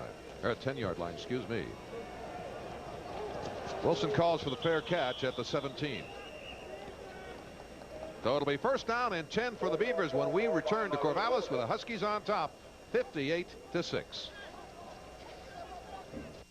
Nightlife. Nightlife and beer. Gotta do it. Okay. All right. Lonely nights and beer. Yeah, lonely nights are cool. Oh, get this guy on the left. Hey, Yo. hey, buddy. Hey, yo. You want to help us out here? Hey, hey. Nice going. Okay, what about mannequins and beer? Put down the camera and step over to the car. Pretty cool, huh? So tired, tired of waiting for you. So tired, tired of waiting for you. What are you waiting for? The Horizon Shuttle has flights every hour between Seattle and Spokane. The Horizon Shuttle. Why wait for anything else? When you want sports, turn to Sports Radio 950 KJR.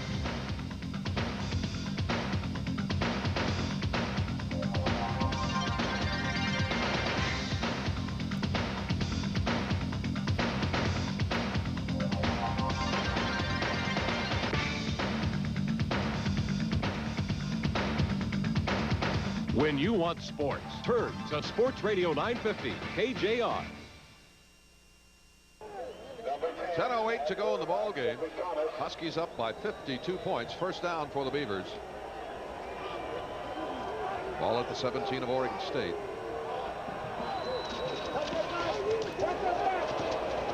Back to Barry, shakes off a tackle, comes to the 20. And another impressive effort by Jason Barry, who has shown very well in his freshman year here at Oregon State. Dave Kilpatrick, a backup strong safety, and a freshman from Alaska, makes the stop. A nice play by Cedric Thomas. Read it well, got to the pitch man. Quarterback needs to take or has to take a hit. And one of the best and safest ways to stop the quickness that Washington has, where a guy will fake like he's going to hit the quarterback and reach out, is to just take your body right through him. Second down and 4 for the Beavers. Miller tearing across the 25 to the 26, perhaps the 27-yard line, where Jamal Fontaine makes the tackle. Fontaine, another outstanding athlete on this Husky club, a backup strong side backer. Great athleticism, flying speed. One of the byproducts of the Huskies' talent in their first team unit this year has been a lot of games have been out of hand early, and so they're getting an incredible amount of playing time for their backup people also.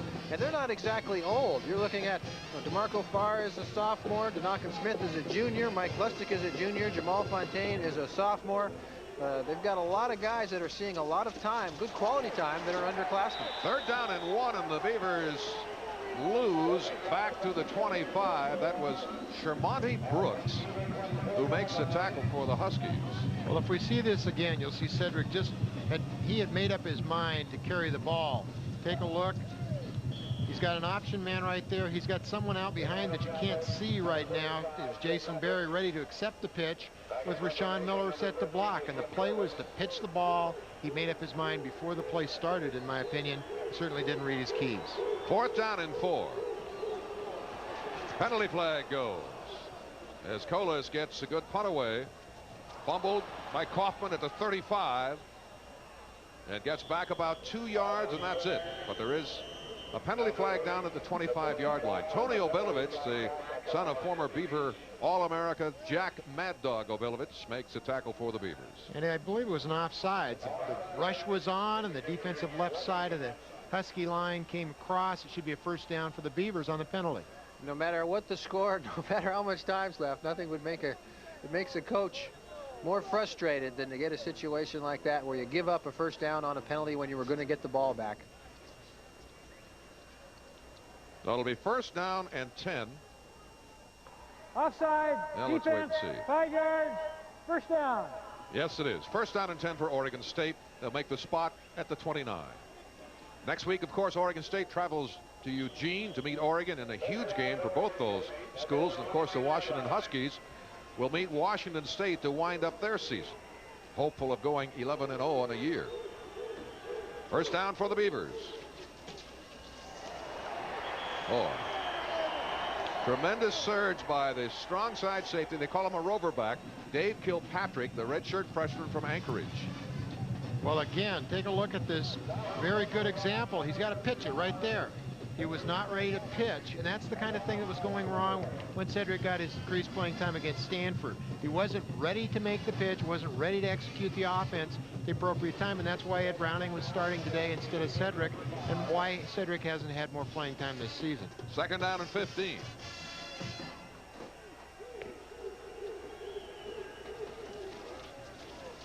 Barry.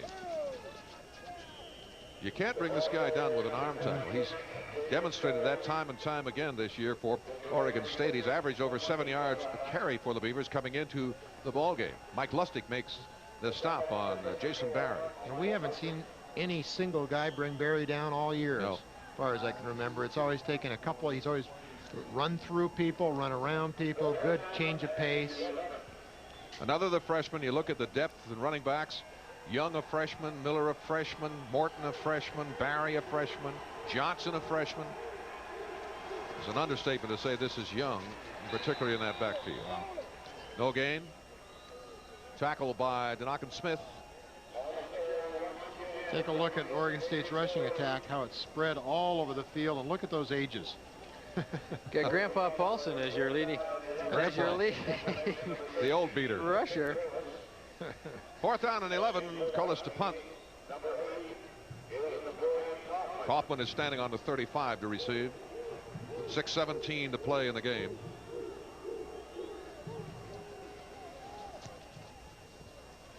Golas with a short punt received on the 41. Kaufman, a very impressive runner, comes to the 45 of Oregon State. Very nice run back. And we'll be back. 6:02 to go. Don't go away. Huskies on top, 58-6.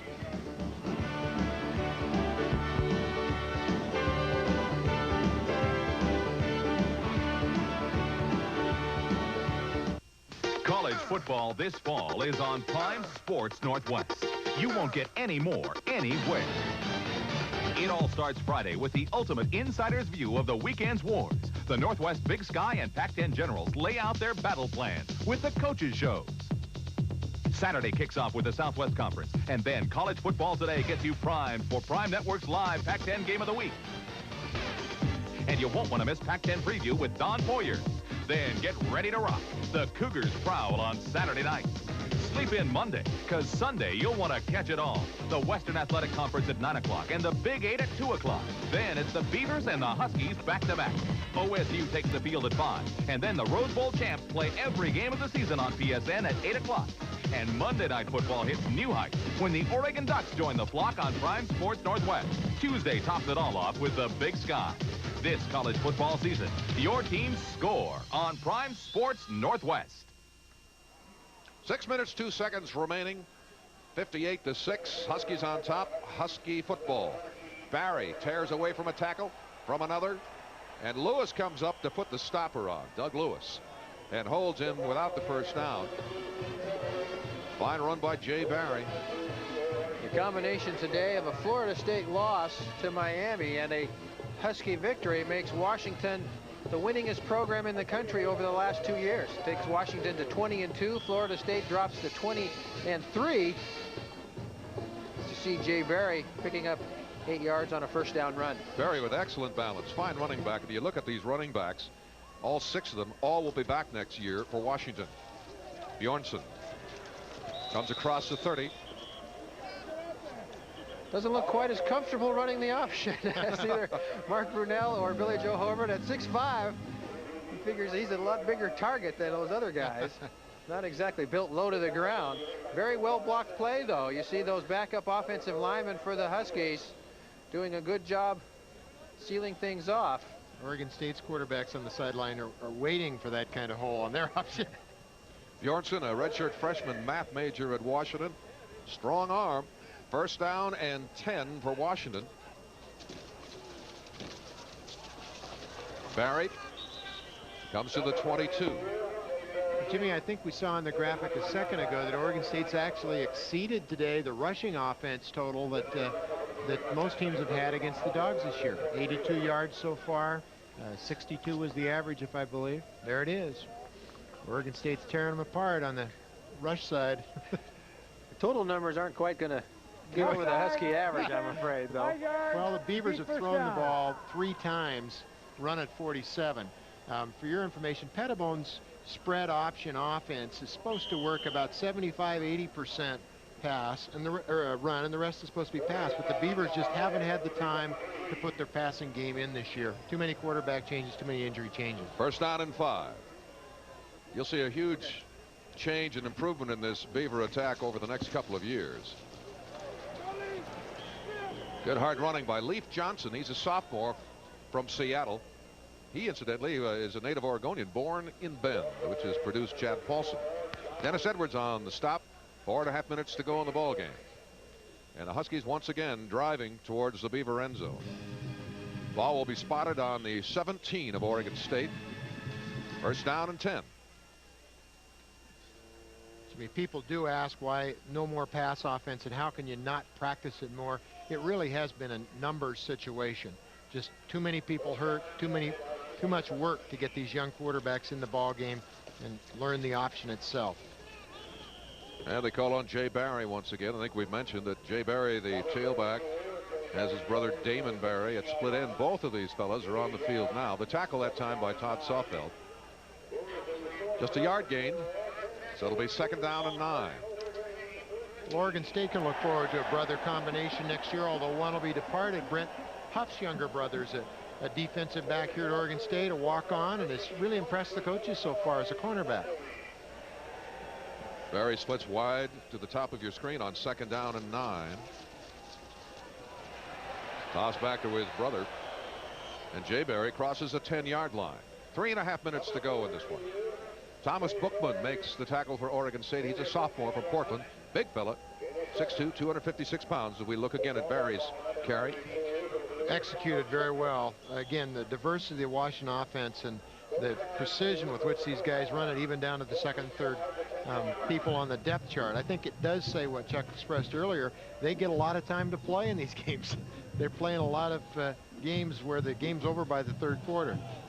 Look at that. 66-0 the Huskies scored in 74. 2:55 to go in this one, and the Huskies getting close to putting some more points on the board. That was Leif Johnson. Comes to about the, let's see where they'll spot it. Could be a first down. Oh, I think it's a fumble, Jimmy. Oh my, you're right. Get that graphic Johnson off. Fumbles the football. Got to get that 60-point graphic off the screen there. Jody Cabell recovers the football for Oregon State. So the Beavers will have another shot to get into the end zone. They've not been able to score a touchdown. They've scored twice on field goals. It'll be first down for the Beavers at the 6. Well, turnovers lost 4-3. Oregon State's actually been in that facet of the game today. We found one facet they were in. Wilson goes wide to the top of your screen. Miller, rather young, fighting for yards.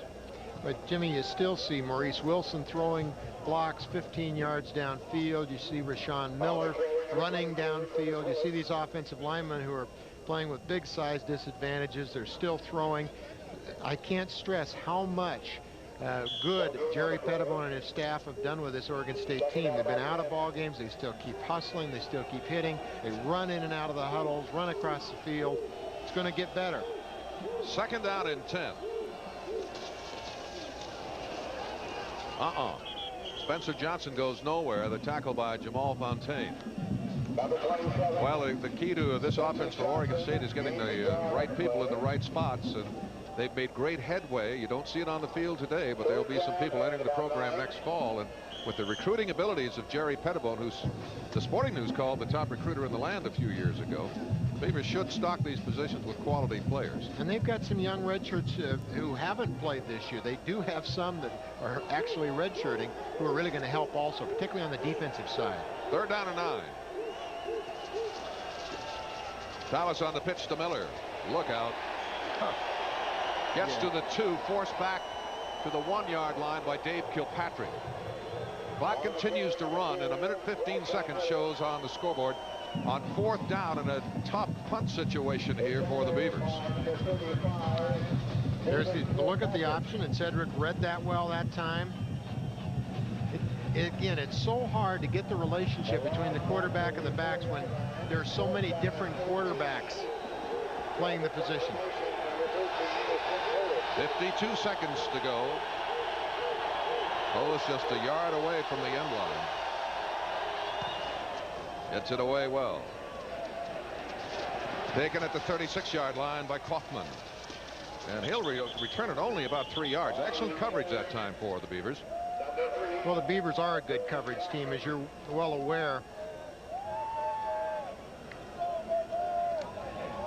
36 seconds remain in the football game, and Washington will have one more shot at the end zone. Well, next week we basically start the 1992 season, as we talked about earlier. This is where Jerry Pettibone really wants to take it to the Ducks. He has a chance to play next week against a very injured Oregon team. It'd sure be something to go into the 1992 season coming off a win over your arch rival. First down, Dogs at the 33 of the Beavers. Bjornson, the quarterback, pitches back to Kaufman. Has some good blocking on the right side of the line, and Kaufman gets yardage to the 25. Tom Holmes from North Bend, Oregon, the strongest defensive lineman for this Beaver club, makes the stop. And that should be the football game. The clock shows 18 seconds. It's unlikely that another play will be run. And these Washington fans can rejoice in yet another victory as they watch their Huskies post a 10-0 record for the first time ever. Wow. Well, and there are a lot of them here. I would bet you that there are 8,000 to 10,000 Huskies here, minimum 5,000, and you see the exhibition on the field right now. There are Husky players appealing to the fans, walking over. They really got some support here. It's great to see. This is what college football is all about. Don James, you saw greeting Jerry Pettibone as they exchange words following this football game. Of course, an overwhelming victory by Washington, not unexpected, as Oregon State is in a brand new program just getting underway, while this mature Washington club, building after a Rose Bowl season last year and continuing to build en route to perhaps a national championship. Washington, arguably the best team in the land, although not rated #1, will be rated #2, and you've seen one of the finest football teams this conference has had in a lot of years. Oh, and I think one of the finest, certainly not one of the finest, I think the finest team in the country right now, and certainly the best defense in the question without argument.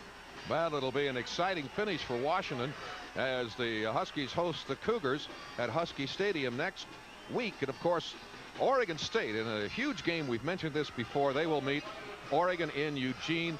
And though Oregon State has not won this year, and though they've established an all-time consecutive game losing streak, a victory over Oregon would make everything right. Oh, it would really start the recruiting process. Jerry Pettibone believes you've got to recruit in state, and a win over the Ducks would really change things. Who are you going to root for next week, Jimmy?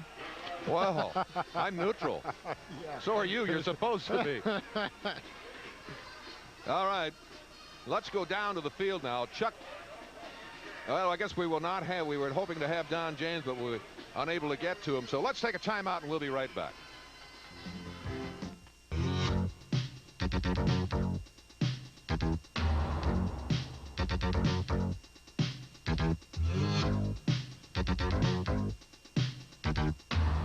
When it's gotta fit, we're it. Sure Fit. Don't get caught with a leaky top during cold and wet weather. At SureFit, we have factory quality replacements, from back windows to entire new tops, all at competitive prices. At Sure Fit, you can count on it to fit every time. Attention RVers, it's the price breakthrough you've been waiting for. Holiday World RV Centers reduced the price on Holiday Rambler motorhomes over $10,000. You can afford the luxurious 31-foot 1991 Holiday Rambler motorhome, complete with air, generator, microwave, color TV, and more, all for only $49,950. You save over $10,000. Not just one, but your choice of 7 in stock. Long-term financing and trades, of course, only from Holiday World RV Centers in Everett and Tacoma, where RV means real value. Game over in Corvallis. Washington whipping Oregon State 58-6. Not their biggest win of the year, a 52-point victory, but earlier they defeated Kansas State by 53 points. You see the rain continuing to come here, but the action is over on the field with the exception of Chuck Nelson, who is standing by under a nice big umbrella down there by the goalpost. So let's go down and join Chuck for some final comments. Well, for the second time in 2 years, the Washington Huskies are going back to Pasadena, clinching the Pac-10 championship today with a victory over Oregon State. Some sort of karma, a little trivia. Remember, back-to-back Pac-10 championships for the Washington Huskies, 1980 and 1981, now 1990 and 1991. Again, the Huskies got better today. Some questions the last few weeks. They played well and had victories, but they weren't necessarily improving over their performances of the weeks before. Today they came out against an overmatched Oregon State team, took advantage of their physical dominance, got it done, and they're going back to Pasadena. Jimmy, Steve, it's been great working with you, and best wishes next week against Oregon. All right, Chuck, thank you very much for joining us today. We enjoyed it. Washington gaining 482 yards today. Oregon State held to only 77. And again, Washington's attack very well balanced, 235 yards rushing, 247 yards passing. And the most important thing for Washington, of course, is they post the W and go 10-0 on the season.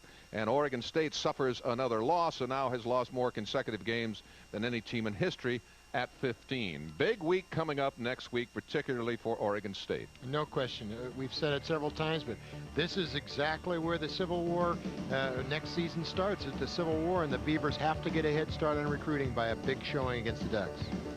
Next Sunday, catch a college football doubleheader starting with the Civil War at 5 as the Oregon State Beavers take on the Oregon Ducks, followed by the Apple Cup at 8 as the Washington State Cougars meet the Washington Huskies. That's next Sunday starting at 5 right here on Prime Sports Northwest. Now, I'm Jimmy Jones along with Steve Priest and Chuck Nelson bidding you good day from Corvallis. The final again, Washington 58, Oregon State 6. Beaver football on Prime Sports Northwest has been brought to you by Rainier. Around here, it's Rainier.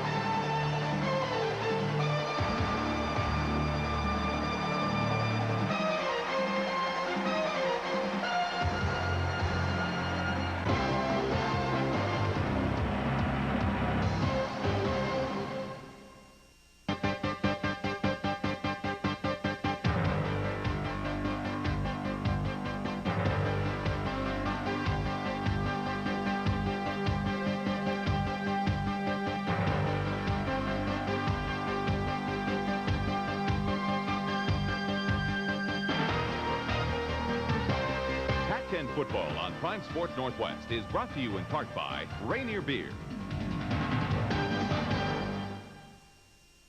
Excuse me, do you know what stock options are? I wish I did. When is a weak dollar good for business? Good? I don't know. The world of finance and investing can be pretty confusing unless you call for this, the Wall Street Journal's video guide to money and markets. It explains the markets in clear, simple English and brings them to life.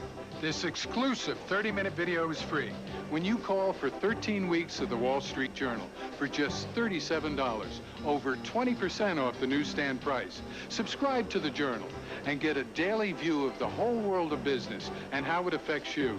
Information you know you should know. Call now, and you'll be ready next time someone asks you, are munis always a safe investment? I'm not sure.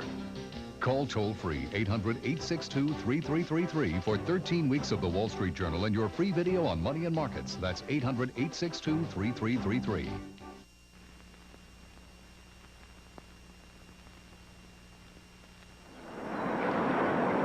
The American automobile, a multi-million-dollar masterpiece of design, quality, and aerodynamics. But a select few automotive aficionados can take this machine, modify it, and give birth to an awesome 200-mile-per-hour Earth missile.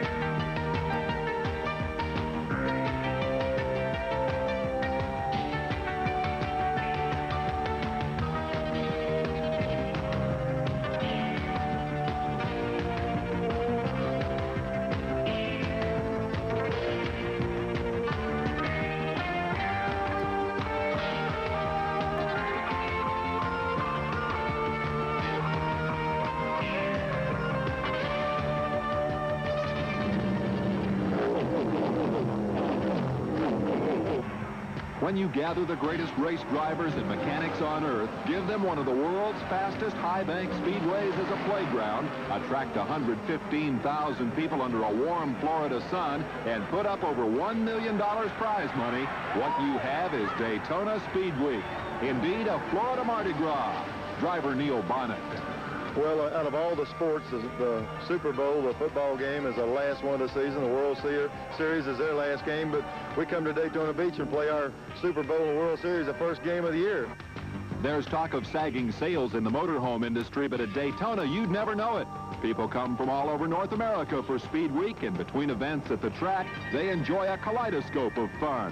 From walking the sandy shores to Disney World, the Epcot Center, SeaWorld, all within an hour's drive of this mecca of speed. Meanwhile, the Speedway Mardi Gras, young and old, mingling with the celebrities who add their excitement to an already volatile week. The honorary starter, Vice President George Bush, retired football coach Dick Vermeil, and former Los Angeles Ram Les Richter posing with A.J. Foyt. And it's all covered live on national television. Day by day, the electricity builds. The Daytona festivities are endless.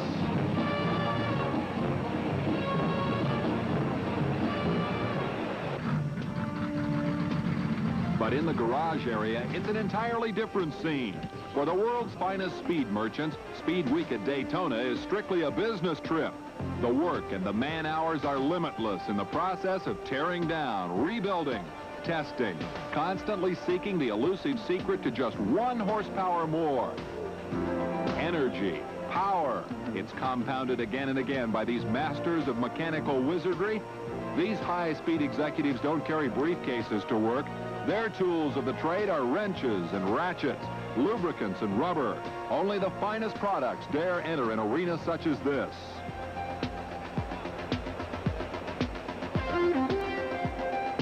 These are mechanical magicians creating from this stock automobile a machine that will run 200 miles per hour, the length of a football field, every second. A.J. Foyt, best known for his Indianapolis wins, but stock car racing has a special appeal to super techs. I really do. I like to run down at NASCAR. It's such a challenge because you got about 20 of the top world's greatest race drivers, and they run from 30 to 40 races a year. You know, they run every weekend. And anytime I go up there, I love to challenge them because when you beat them at their own game, that's kind of a feat in my own hat. On the 31-degree high banks of Daytona at 200 miles per hour, these missile pilots create a jet stream all their own. In racing, it's known as drafting. The lead car creates a vacuum that literally pulls the car behind it. Speeds can increase 8 to 10 miles an hour because of the effects of that draft.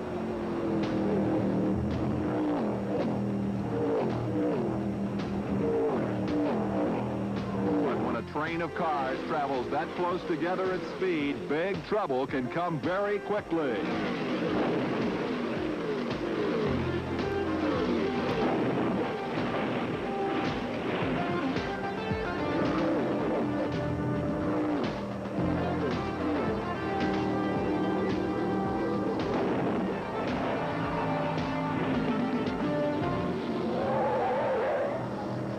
When there's trouble on the track, car and driver head for the sanctuary of pit road. A pit stop is a momentary rest, a break in concentration for these high-speed chauffeurs. But actually, it's only an 18-second reprieve. That's all the time a 6-man pit crew need to change 2 tires, add 20 gallons of gas, clean the windshield, give the driver a drink, and send him on his way.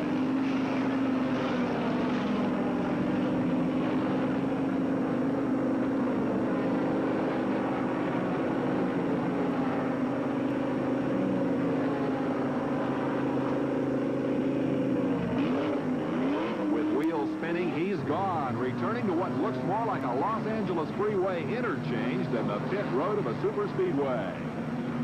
Now, these pit crews are also in a race, a $65,000 race. The crew whose car is on pit road the least amount of time is declared winner.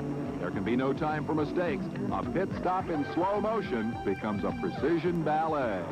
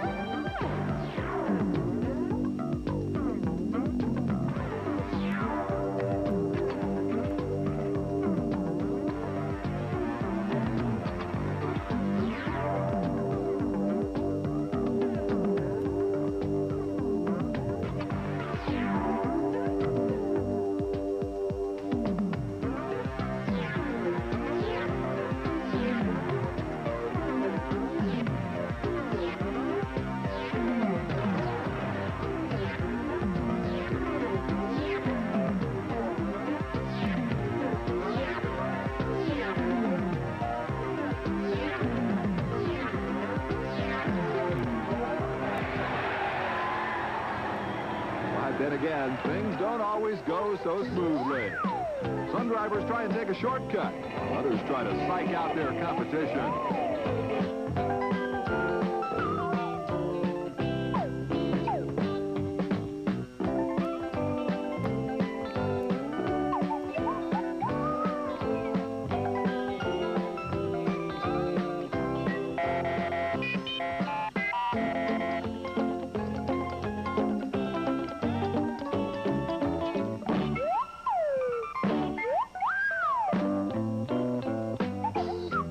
Are expected to do everything, even delicate body repair.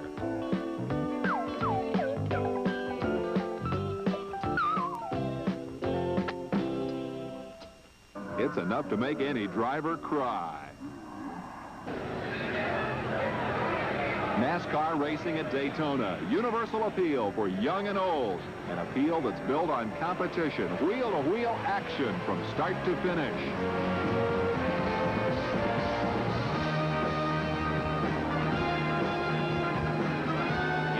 High finance, the success of any executive depends on making the right decision, and quickly.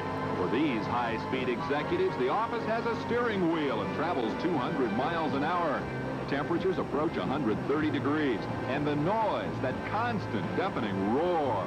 Make a wrong decision here, and it's a disaster. There is no margin for error. This is no place for the weak of heart. More often than not, the race comes down to a last lap battle where anything can happen, and usually does at Daytona.